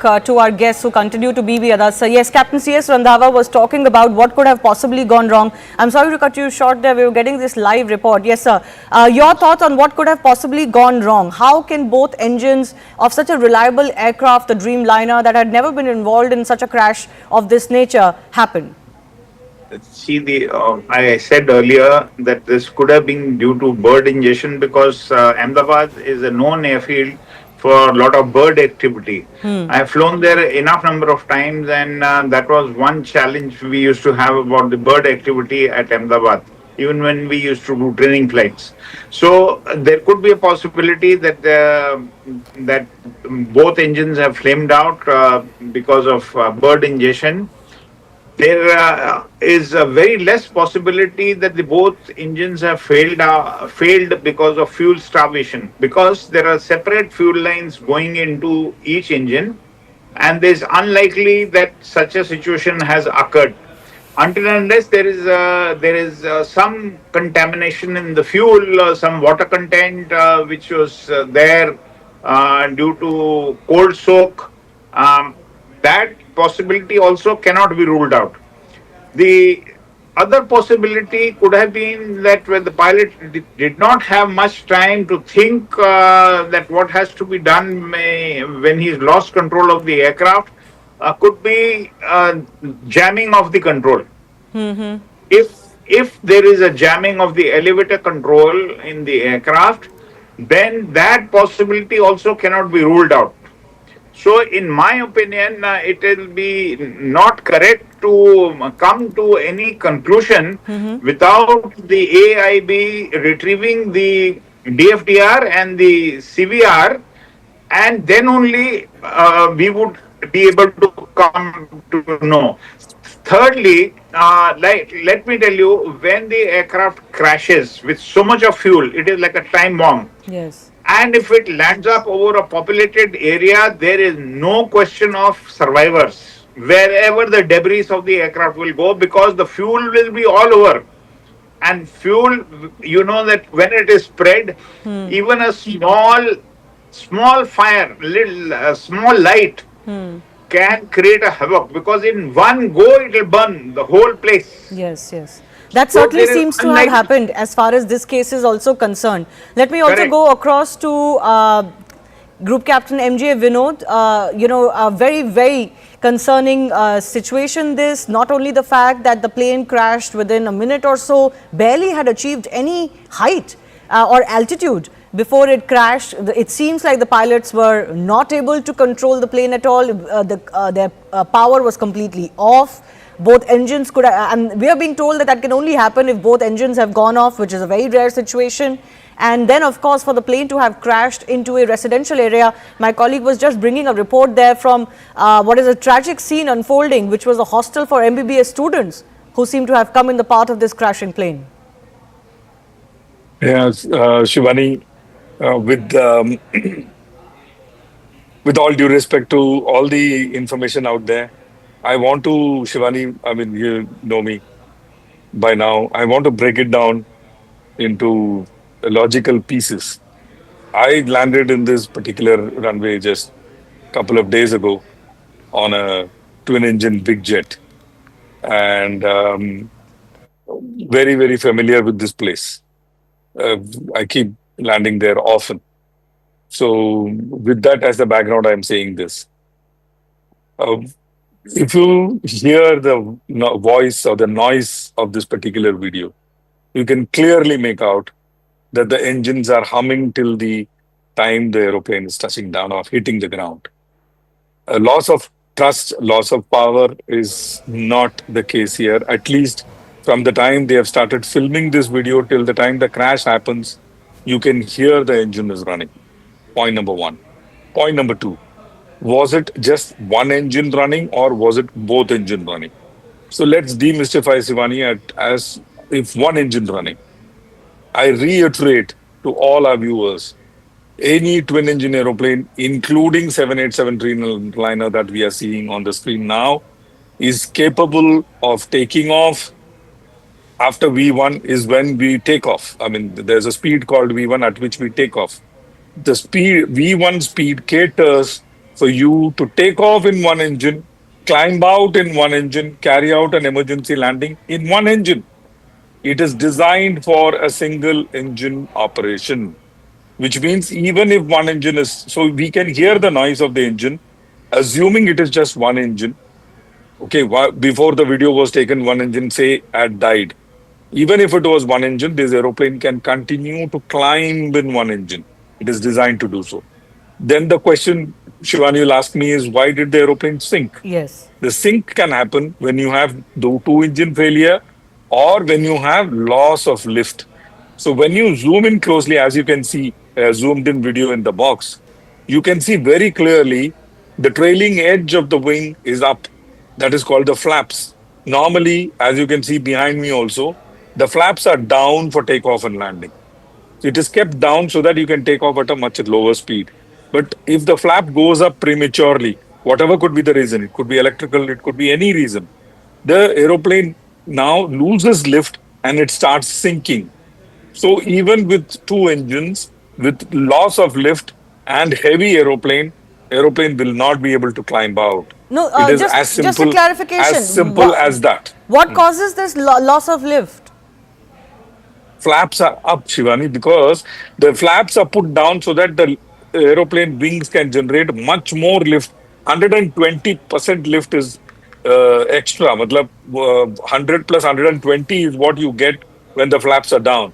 But when the flap goes up, as you pick up speed, you have to keep raising the flaps. And as you pick up cruising speed, the flaps are fully up, the aeroplane wing is straight, as it is seen in the video. So the flaps have gone up. In 2013, Shivani, this particular entire 787 was grounded because of some electrical issues. And after that, they sorted out the electrical issues and the aeroplane came back online. Are you suggesting that there are technical issues that could have led to loss of flight? Loss of lift? Yes. Possible. But only the FDR will tell us whether the flap went up automatically or the flap went up due to some other reason. Only the FDR will be, and the CVR, the cockpit voice recorder, will be able to tell us. But Shivani, you turn up the volume and let the let our viewers hear the noise. The engine is running. So the loss of lift, in my opinion, could be the reason. But again, there are only two people who will know. One is the FDR, and other is God. No one Okay. else can tell you what So, went wrong. I spoke to several experts through the day when we first got the update about this crash. And most are suggesting that this nature of crash soon after takeoff in what was clearly a fit aircraft to fly, it had come from Delhi to Ahmedabad and then was flying from Ahmedabad to London, could not have happened given that the pilots had no time to react, to respond. After Mayday call, they were incommunicado. This couldn't have happened without loss of engine. But you are suggesting that loss of engine is not the case here. Turn up the volume. You will know what I'm saying. Just turn up the volume of this particular video. You will know what I'm saying. See, sound is a very, very important clue. Visual, Okay. yes, but sound is a very, very important clue, especially, you'll be surprised to know, and the viewers will be surprised to know, with sound, you can even make out what is the RPM of the engine. We have that technology where we can make out what is the RPM of the engine, and with that, we can make out whether engine was at what RPM is it going around, and did it function correctly or not. So Okay. these are the things we are able to make out with just sound. So So, the the engine, question that at least arises one is, engine was working, Shivani. At least okay, one, okay. and one is enough. And one is clearly enough. So the question that Yeah. arises is whether it's a technical, mechanical failure or some sort of a manual error. Dr. Vandana Singh is chairperson of Aviation Cargo and Federation of Aviation Industry in India. And Dr. Vandana, I want to come to you with the issues surrounding the Boeing. While the Boeing Dreamliner is being called an airline with great safety record, we do know that there are whistleblowers plus other investigations that have happened into Boeing operations that have pointed out to serious lapses in security protocols, audits, etc. In fact, in April 2024, a whistleblower had actually warned against the safety of the Dreamliner 787 itself. What do you make of what has happened today? Rightfully said, well acknowledged, and thank you for having me on your show, Shivani. Yes, indeed, first of all, 787, a Dreamliner as such is a very robust aircraft, and it has a good health check about it, that it is flying all over the world and it's being maintained well. There are whistleblowers everywhere, whether it's Airbus, whether it's Boeing, whether it's any other company, we know about that. I am actually questioning the maintenance of this particular equipment, and if all the checks were done in order. I'm also hearing all about, what could it be? Of course, the flight data, the recorder is going to reveal what it was, but it could have been a massive electrical or a software system failure cause, which means it is causing total FADEC, full authority, digital engine control, meaning complete down. But then if the engines were running, the question is what went wrong? It could be a critical maintenance issue. It could be a weight and volume issue. It could be a misdeclaration on the flight. It could be cargo. It could be something as simple as a lithium battery or dry ice or something which is cargo aircraft only, which is loaded on this equipment. We also see it tail heavy. When we are seeing the visuals, we are also seeing it tail heavy. So there are many questions there, many speculations there, and all the experts are talking about it. But having said that, both Boeing and Airbus are having their own, set of flaws, questions. Do not forget the Qantas flight in 2008, where not engine failure, but how electrical and software glitches completely disrupted it and caused the crash. So the question is, we can speculate right now. Flight data, the recorder is going to reveal everything, but whistleblowers are definitely needed. Whistleblowers have to come out, because this is talking about the safety and security of human life. We are playing with that. And I'm questioning everything from ground handling to critical maintenance to the fact, did this go through a check? It's an 11-year-old equipment. fine. It has a long life, no problem. But did it go through its A checks, which is 400 to 600 hours? Was it being checked properly? And I won't even question the C check or the D check here, which happens every 12 to 24 months, or D check, which takes after every 6 to 8 years. Was that being done? Were the audits being done by Air India? We are doing audits on Turkish Airlines, very good. Are we doing audits on Air India? Are we even checking if everything is in order? Is the maintenance coming into play? Are the people there, actually the engineers, doing their job? Is there contamination of the fuel? Why is it tail heavy? Is there a misdeclaration of weight volume? What is it? These are the questions that come to my mind at this point of time. Over to you. VK Kukur, what do you make of it?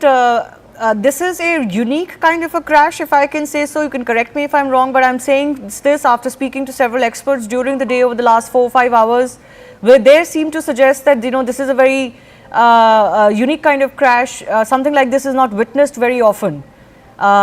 Because the kind of crash, the visuals that have been captured suggest that there was engine loss. Some of our experts are now suggesting that engines were working. They can hear the clear engine hum in the visuals that have come out. What is your sense of what could have gone wrong? It's a very, very unfortunate thing which has happened in the history of aviation. As far as 787s are concerned, they are supposed to be the best aircrafts, and I find that there is no reason at the moment to say that there's a maintenance issue or any other issue. It is something which has happened in a critical stage of the takeoff. It has happened when the aircraft is not even 400 feet above the ground. It has happened, it can only be ascertained when DFDR and cockpit voice recorders are checked and the truth will come out. But it appears there seems to be a power loss, whatever reason it could be. And the pilot must have tried to maintain, and that is why you can see the nose of the aircraft is going up and up little. That means he's trying to maintain and he's losing the speed. And the aircraft is descending maybe 400, 500 feet per minute or whatever it is. Now, it can be a loss of power, it can be a loss of lift, it can be any other reason which has taken place in split of second, which probably did not give any time for the pilots to do anything, because they were handling the aircraft fine, because you could see the aircraft the way it is going down and it is stable. There was nothing that it was tilting here, there, or some failures have taken place and trying to correct them. No, it's flying off. From the pictures I can see. Rest we'll come to know, but it's very, very unfortunate, and there is nothing else can be said at the moment. Absolutely. No, absolutely. This has really shocked the entire country and the entire world. This power loss, sir, that you talk about, this power loss, just for the benefit of our viewers, what all things can cause this power loss? Power loss can be due to bird also, can be any reason, because I am not an engineer or I am not an expert on 787s. But it looks like the engines were not developing the power, and that is why he was trying to maintain the height by pulling the nose up. This is what I can see from the pictures. And it is a very critical height. And it did not give him time to even turn back and land. Yes. Because if he had turned back, there should have been some speed. Yes. Otherwise, it would have been drag and it would have been fall. So he was trying to maintain. That's what I can see. Yes. I don't know much more than this, but it's a very, very unfortunate, and we cannot at the moment pinpoint any fault at the moment. Till Yes. such time the investigations are carried out. And the aircraft has already flown from Delhi or Bombay to Ahmedabad. They must have done the checks at the transit also, at the night stop also. So I don't think that if something has gone wrong, it has gone wrong in maybe 4 second or 5 second time. Right. 5 seconds, 10 seconds, because the aircraft has not attained more than 400 feet from the ground. Absolutely. It happened very soon after takeoff. Hardly any altitude had been achieved by the aircraft. It is a critical stage of takeoff. Yes, yes. Captain Saurav Bhatnagar, who's a former A320 pilot from with Indigo, is also joining us. Captain Bhatnagar, your sense on what could have gone wrong as far as this crash is concerned? Hi, good evening. First of all, I must, say this was a very tragic accident which has happened in the history of, 787 Dreamliner, one of the very best and one of the very excellent aircraft to fly by. Though I'm an Airbus 320 with Indigo and Air India Express. And, a lot of theories, the moment these kinds of accidents happen, so there's a lot of theory starts, floating in the air, in the WhatsApp group, in the pilot group and everything. And naturally, the footage also I have seen, and prima facie, it appears to me that yes, what sir is saying is loss of power, because if you see the attitude of the aeroplane, it is going down immediately after takeoff within 1.6 to 1.7 nautical miles in the takeoff direction. The aircraft has gone down. Okay, the moment you see the footage, it looks like a very controlled descent, and there's no flip, there's no change in the attitude of the aeroplane or something. So it looks like a loss of power. Now how the loss of power can take place, whether it is one engine or whether it is two engine. So we are trained, in fact all the aircraft are designed, proven and tested to fly out of the ground even with one engine failed at the time of the takeoff.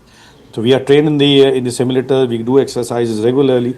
So the engine, even single engine with full takeoff weight, certified takeoff weight, is designed to climb out of the runway on a single engine, clearing all the obstacles in the runway path and achieving the climb gradient for that airport which is designed. Having said that, it looks like to me that if there was some engine failure or one engine failure, the aircraft still is very flyworthy and could have gotten airborne. But the very fact that it came down like under the full force of gravity looks like loss of power on both engines, which could happen because of multiple burst strike.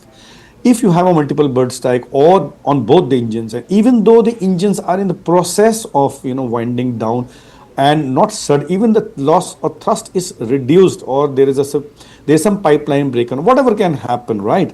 But the engines are not producing that much thrust, and the aircraft had just taken off with full weight, all of it going to London with so much of weight on board, full fuel, everything. What you see immediately on the fire, the ball of fire, the black smoke is of fuel. Anything other than that, when you have an electrical circuit on fire, that is a white fumes are there, but the black one is always the fuel. It was a full fuel. So it's so prima facie, it appears to be a loss of engine or power on both the engines, but it's premature to say anything as of now. We all are speculating, and we all are giving our own theories. The flaps, which is a lift augmenting device, it's seen that the flaps are up, it's not down. The landing gear is down, which is again, it's quite surprising, because first the landing gear goes up and then the flap goes up. So the flaps are up in this case. So we are just speculating, and with my experience, what I can tell you is that this is what we cannot confirm. It's all unconfirmed. The inquiry official will tell what exactly, but it's quite tragic that has happened today. Sir, can I ask you, in your experience, this happened very soon after takeoff, within a minute or so. The crew, the captain gave a mayday call, there was an SOS call. Could you, in your experience, just share with us what those moments could have been like inside the cockpit, given that something has gone wrong so terribly that the plane is unable to lift? Yeah, the first thing is the mayday call is given, it's a distress call. So there are two calls in international aviation fraternity on